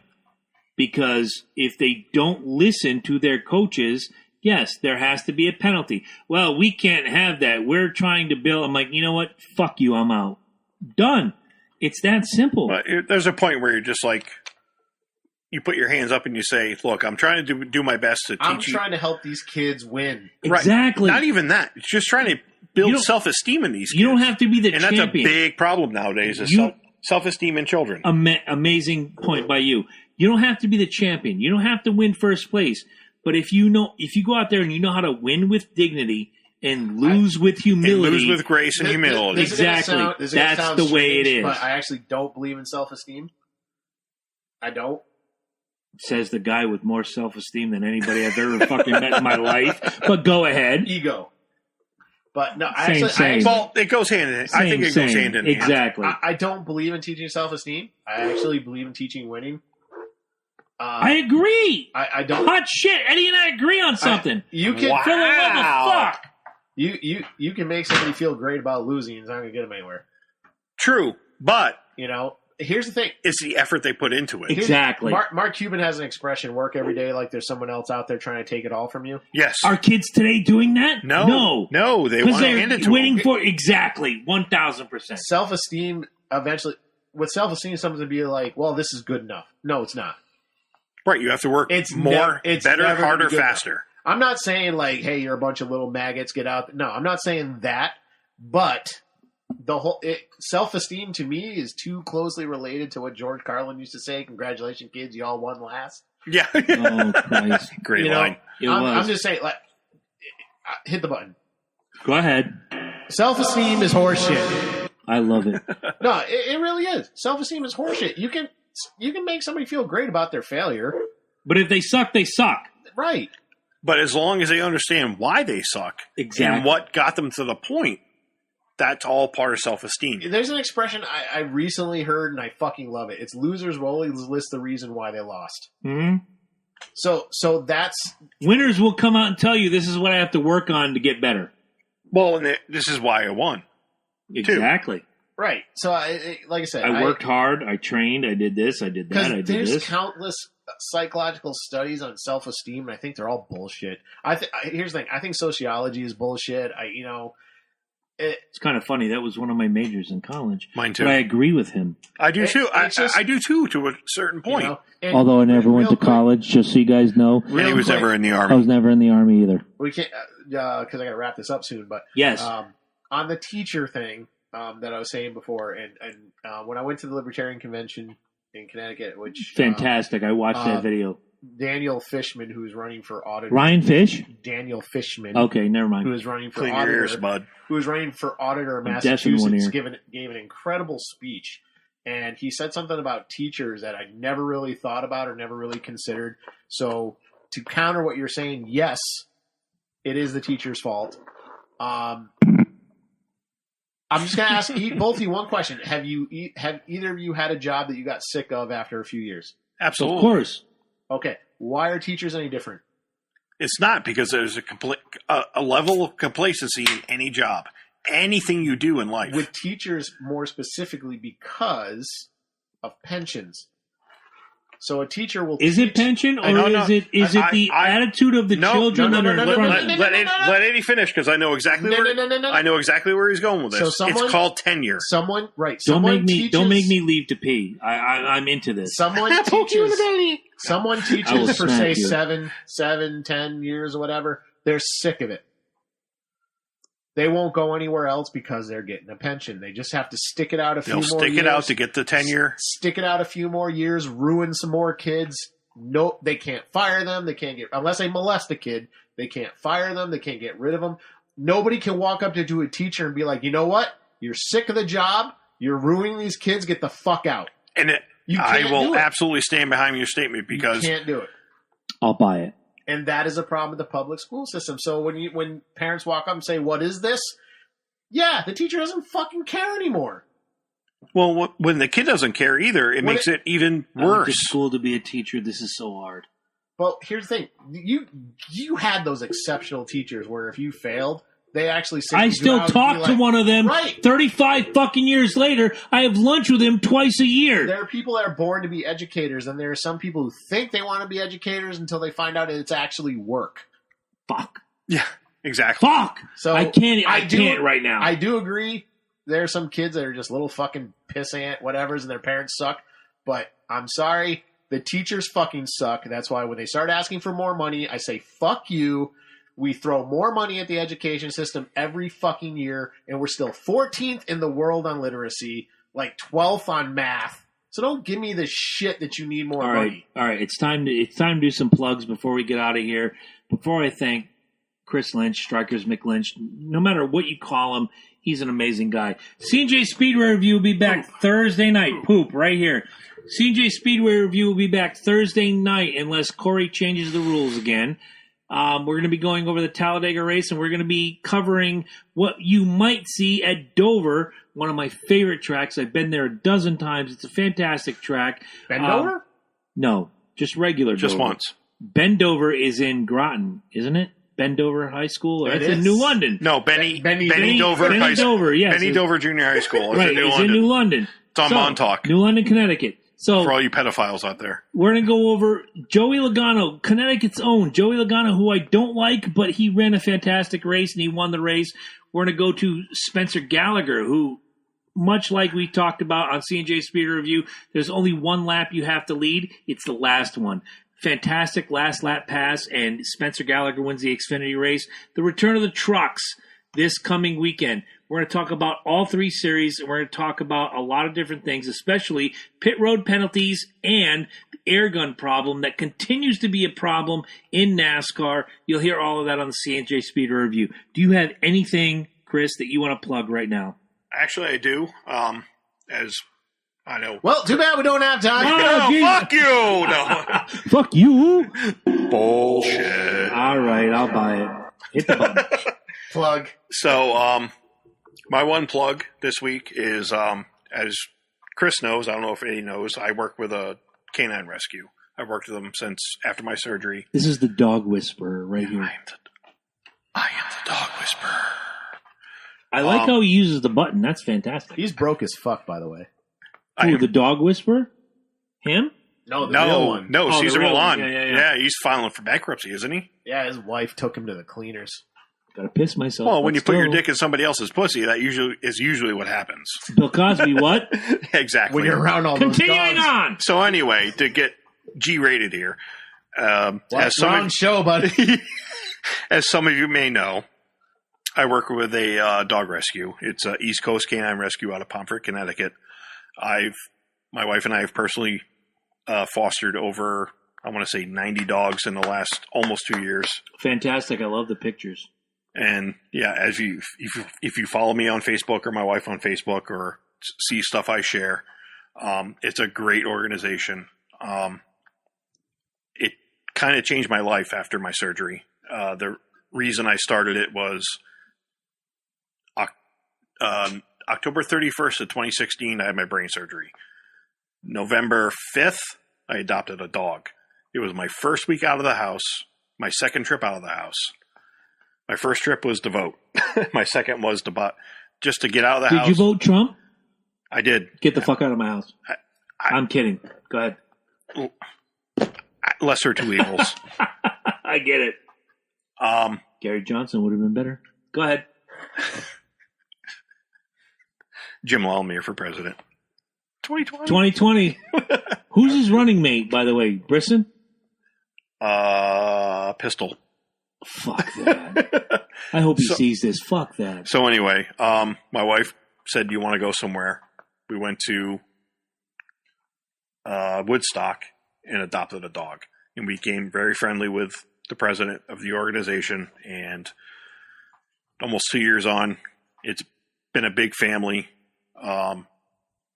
The raising a puppy helped me with my rehab, gave me a purpose, gave me something to do, gave me something to move around, and gave me a reason to just get out of bed every day for 4 months.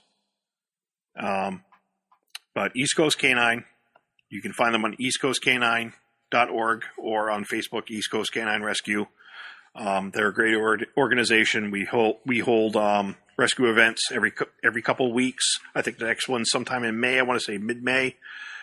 We just held one at Alvarium Brewery. I'm gonna have to give them a plug. They were awesome, good beer. Bring some beer next time. I will. That's about the only plug I have.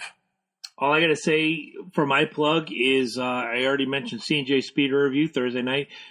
Don't forget the fundraiser at the top of the Loki and Jabroni Show page. Chad Hatfield and Team World Vision bringing clean water to countries that don't have access to clean water. He's also going to run the New York City Marathon in November. We're going to talk about this every single week until the marathon, until you guys open up your hearts and your wallets and donate something to Chad. Thank you so much, Chris. No, thanks for having me, man. This was a great opportunity. I've been itching to come back on the podcast. I want to be a guest more often. You could be right here in the middle. Before you know it, there's a microphone right over there. I don't want to be in the middle. You have to be in the middle. I'll work out something. You're the cream in the Oreo, bro. That's it. That's what it is. I'm the Lynch Oreo. I'm the Lynch sandwich. You're the Lynch sandwich. Right I don't know if he wants to be in the middle of Loki's on a whiskey binge. I don't. I've seen Probably it. Not. It's ugly. We'll get him some rum. We'll calm him down. I got Deadhead rum. I'll just give him water. Especially if you bring in some Crown Apple and you're both on a whiskey binge. Oh fuck. Jesus pistol. That's a whatever. I'm not going to say anything else. Guys, thanks for joining us this week. We appreciate you. Next week, 1085 Buddington Road. We are live at In the Mood. Groton, Connecticut. Eddie's going to have a purple dildo wrapped around about his neck. this big. You have no idea what's happening. Why so small? 1 week from now, we're going to have videos. We're going to have posts. We want everybody within the sound of our voice in the Connecticut area to join us at In the Mood. Get your trench coats and your fake mustaches and come join us. And your it. pedo vans. You got it. Thank you. We'll see you guys next week. Good night. Loki Thanks, returns guys. next week.